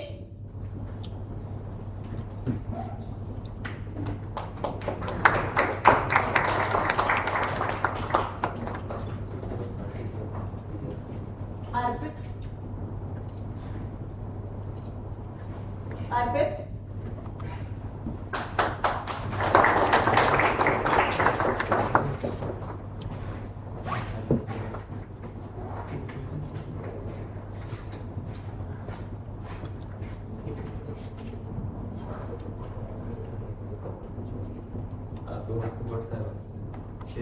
Very good platform. Thank you, sir. They organized here. In every city we have so many companies and all. It's good that in Jaipur we are growing. Okay. So let's be connected so that we can grow into Jaipur. Okay. Especially the data and AI. It's a very growing market that is. Okay. Because AI is nothing without data. We have to understand data and what we will take the data. So Thank you. Yashasvi.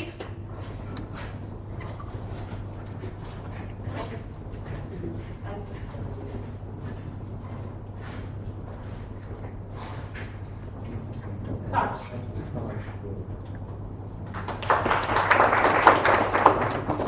Sakshi Parekh.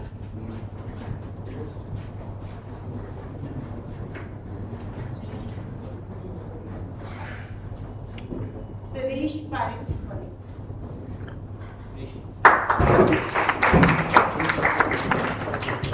And Pankaj.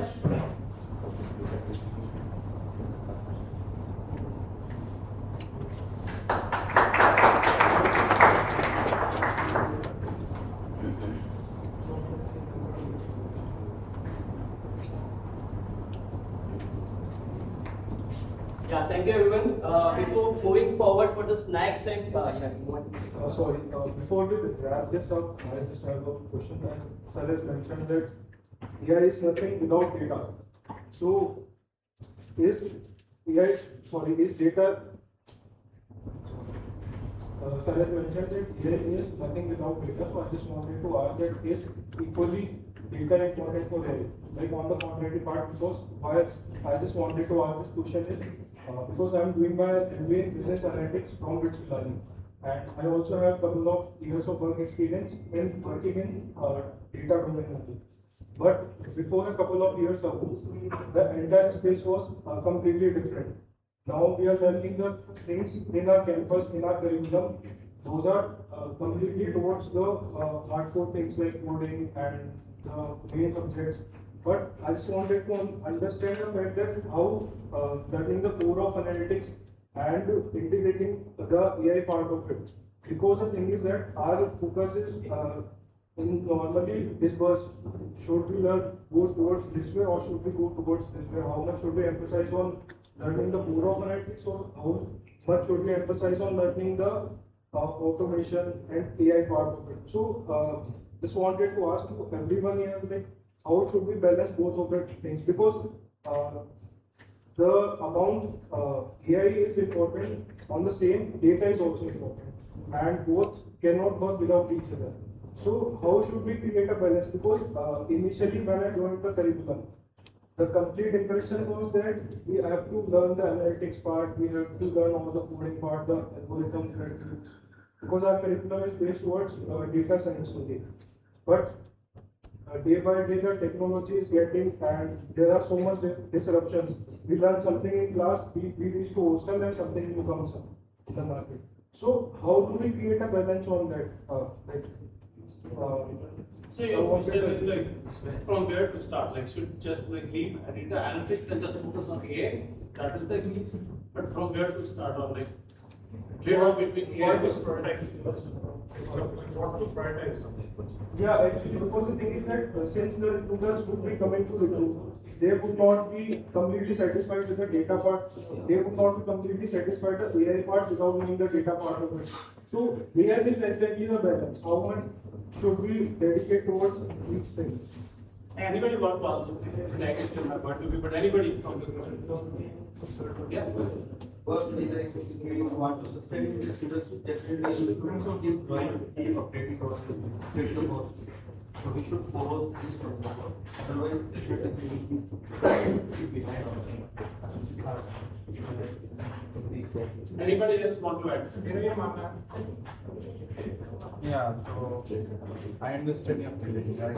I started my career in the data analyst, so I know right now I'm doing AI. So data will always be there, always be there.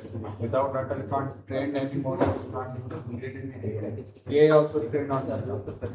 But now in business analyst or data analyst, you have to incorporate data in AI because right now all client or company or enterprise they want efficiency, like you said.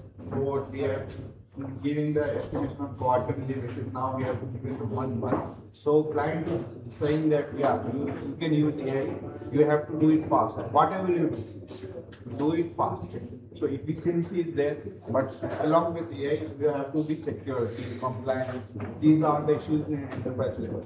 So you have to focus on. You can do a core thing, but you have to use AI in every field. If you are doing business analytic or anything, you have to do it using AI so that you can speed up your task or do it some automations which previously you are using manually, writing query here, you did it EDA or right now you are using XGBoost in your notebook LLM. So before that we have to train our model using different models and wait for 1 day or 2 days. Right now using AI you can compare, you can use analytics on that. So first focus on core area, then you can use other things also along with that core. Yeah, very well said.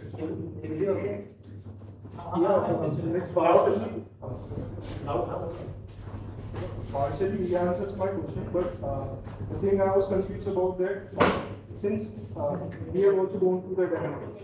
मेरा ये question है कि मतलब जितना AI सीखना important है उतना core सीखना भी इम्पोर्टेंट है क्योंकि कोर अब जैसे आपने एक उसको प्रॉम्प्ट दिया और SQL क्वेरीज में लिखी तो मैं SQL क्वेरी का एकदम कोर सीखने में ज्यादा एम्फसाइज करूं कि ये सारी चीजें मैं करना क्या चाहता हूं मैं क्या करना चाहता हूं what was I trying to do मेरा डेमो का पर्पस क्या था?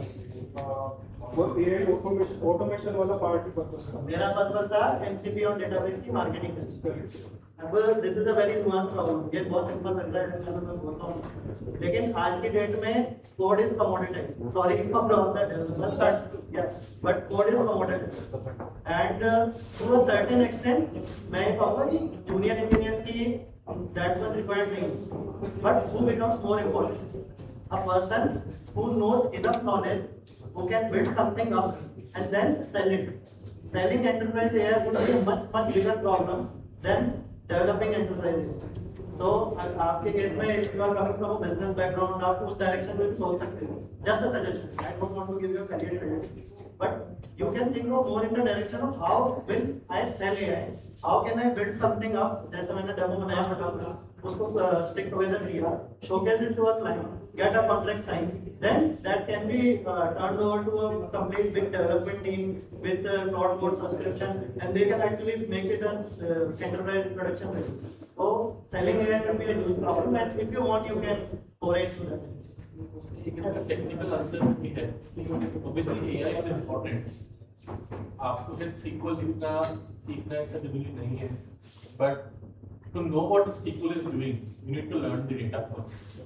So सिर्फ AI tools यूज करके without understanding the SQL context, you won't be technically competent. So ये कोड सब लिख दिया मैंने, and then to really understand what my data is. Because you are doing business analytics. So business analyst की first requirement ये है कि he should be, he or she should be able to derive decision out of the data. So he should be subject matter expert of that data. So you should have some personal knowledge as well. AI will have all the knowledge of the data, but you can have knowledge in your brain only when you work on the data. Maybe you don't write sequence, but you've done the sequence and you try to understand it. Like I also add to this thing, what we are seeing in the market is, you talked about like AI versus data analytics. So the lines between different roles are blurring. Earlier used to be a concept of front-end engineer, back-end engineer, but full stack engineer. Nowadays, everybody is sort of a full stack because they are using AI, and the mandatory part is everybody has to use it. If you think like I'll work without AI in my area, no, it's not possible. And if you do it, you'll be absolute, or you'll be left behind. So AI is always necessary there. Now, how you use it in your role, I think that's more important. Like in your case, I think it's, and those people who are starting their career, it's not important to like think about what technology should I use. I think they need to just retrain their mind that okay, how I need to think in this situation. Because technology, building technology or building software or technology is so easy. Like everybody can build an application. But the point is like how practically you use it to solve the business problem, and for that, I think core is important. So core concept should be there. I mean, for all the students also. I think it's not about you are learning Python or Java, but the core concepts of programming, the core concepts of data, I think you should know.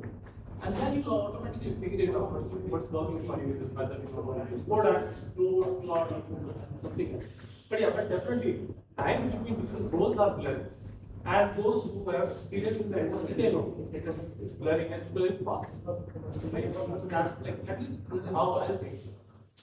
Yeah, because like I was developing a time series model on a specific set of data. So what the model that I developed according to my understanding of the subject, that was a completely different model. And what if I try developing two different LLMs, they would be different models. So what is the reliability? That part also comes into picture. Because writing SQL query and all, that is fine. But we go and take this in the core of the analytics part. Then reliability is also concerned. Like what's your view on that part? That will become more important. I think that's what we are talking about all the things. जो आगे जाके जो developers और जो engineers भी हैं, where like why human is important because judgment and curiosity are the two things that will be like different than AI, because AI will be bugging, there will be issues, not on the coding part but the output part. So nobody can rely on it. Right? So judgment is important. AI, when you are talking to AI, it can create, like it can, do some kind of mistake with confidence. So it can be wrong answer with very extreme confidence, तो आप नहीं समझ पाएंगे. तो मेरी thought ये है कि सब्जेक्ट मैटर एक्सपर्ट कोई सा भी काम कर रहे हो उसमें सब्जेक्ट मैटर एक्सपर्ट होना बहुत जरूरी है. एनी डेटा, आपको डेटा का अंडरस्टैंडिंग होना बहुत जरूरी है. बाकी जो क्योंकि एआई भी चाहिए, tools will come and evolve, but आपको पता है कि इसको डेटा को ग्रुप करके मैं इसको इस तरह से निकाल सकता हूँ, या this will how I will save, ये वाला आर्किटेक्चर में ला सकते हो. एआई तो कोई सा भी टूल यूज कर सकते हो, बट ये कॉन्सेप्ट समझना बहुत जरूरी है. एक आपने जैसे टाइम सीरीज के, मैंने टाइम सीरीज को आई थिंक 4-5 years ago मैंने टाइम सीरीज पर काम किया था.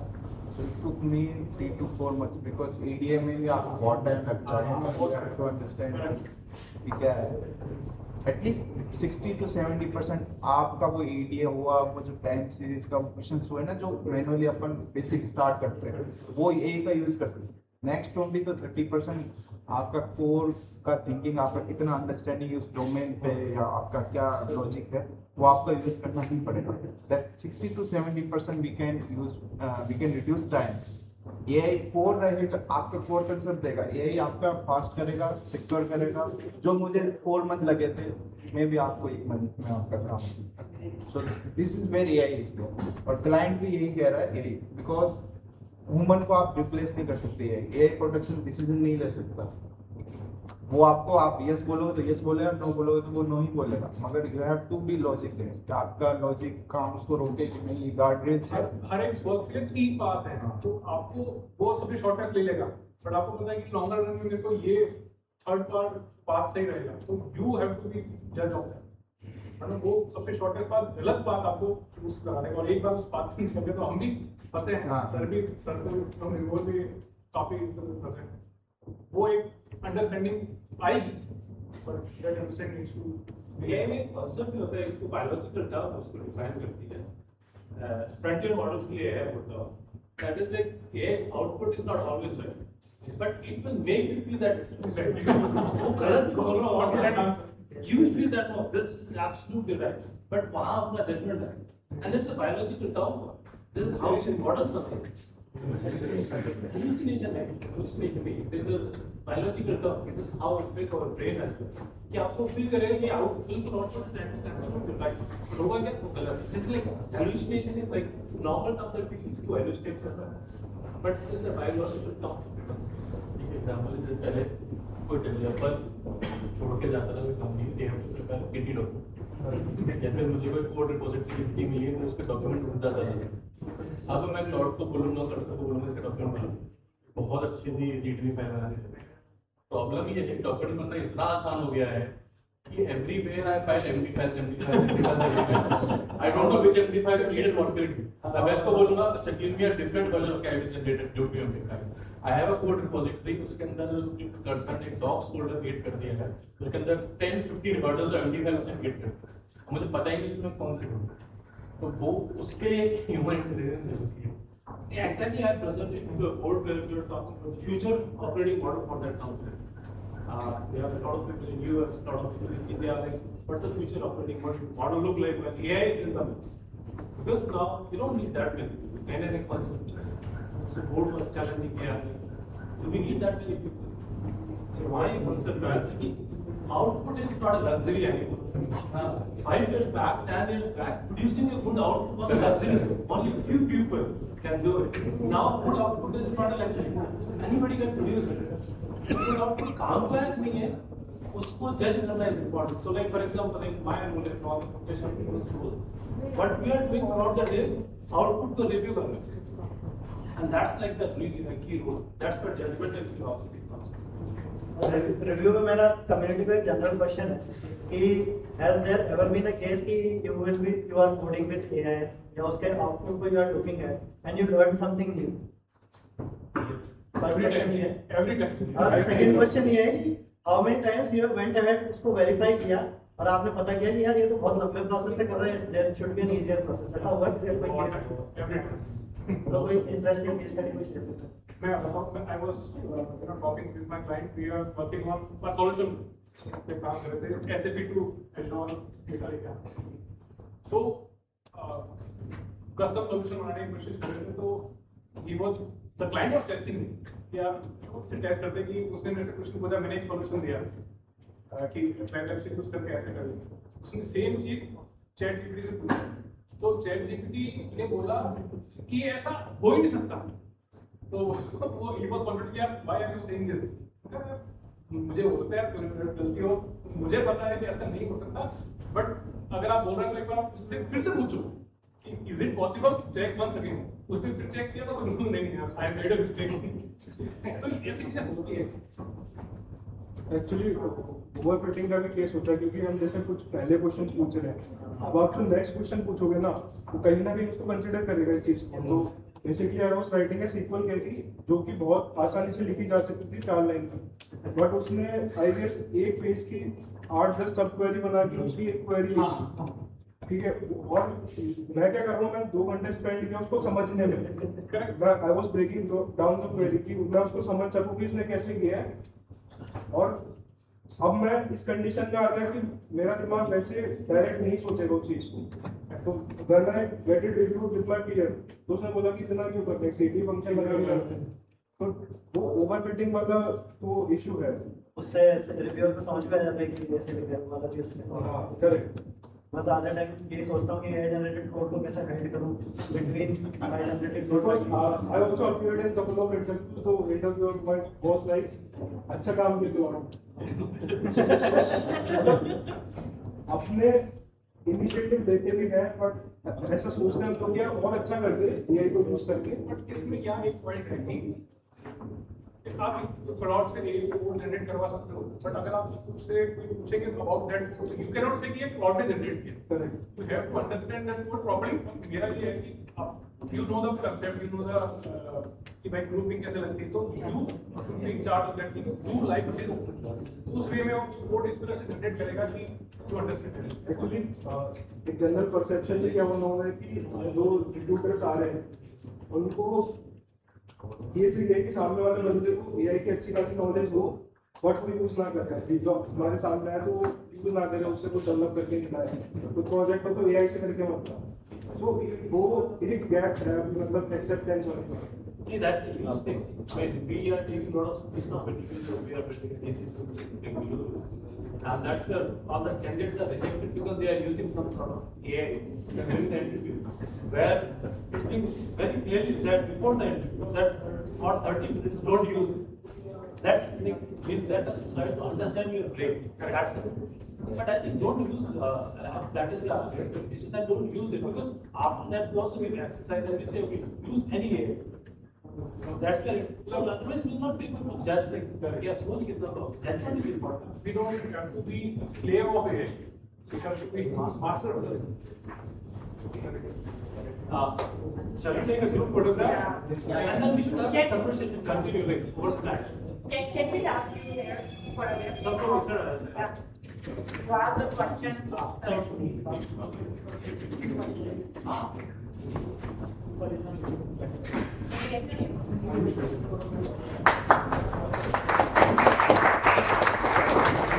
Everybody, come in.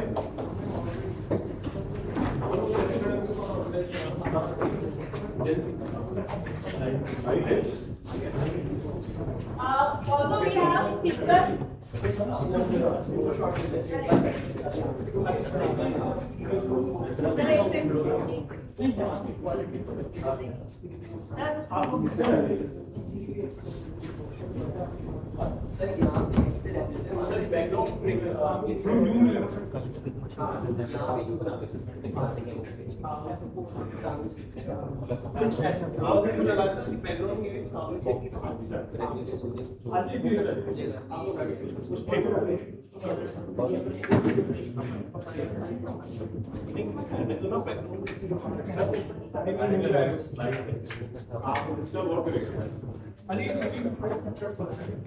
हाइट वाले पीछे आ जाए। जितने लोग आ रहे हैं उनको पाते हैं। Let's try.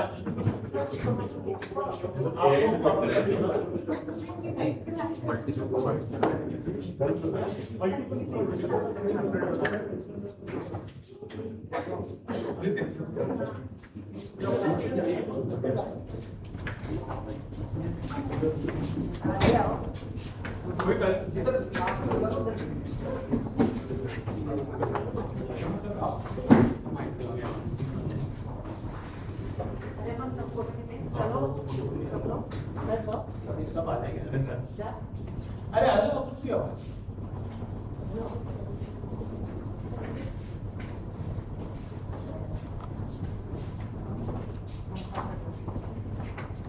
That's the one style. उधर आते तो सब आते। ज्यादा कवर कर लेते हैं, फिर काम नहीं करते हैं, वही से होता है। पीछे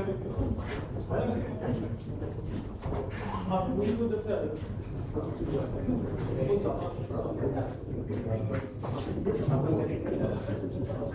इधर शिफ्ट करिए आप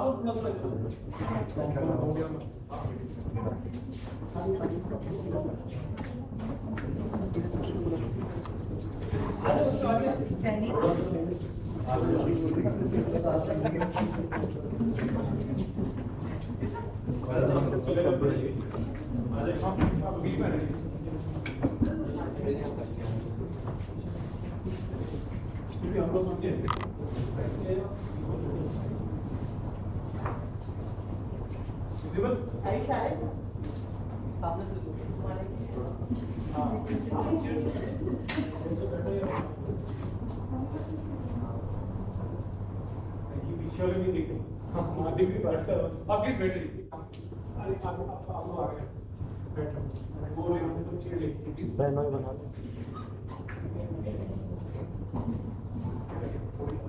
बैठना पड़ेगा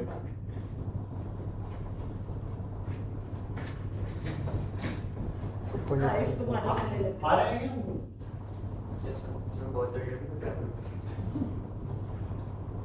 आयुष तुम्हारे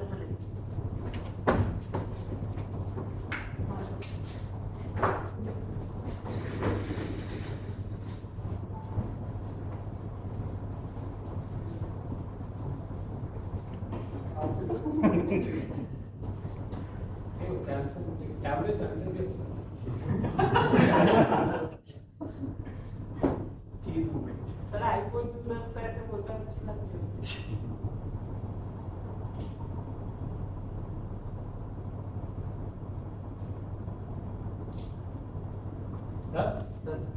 चलिए नेक्स्ट कुछ और है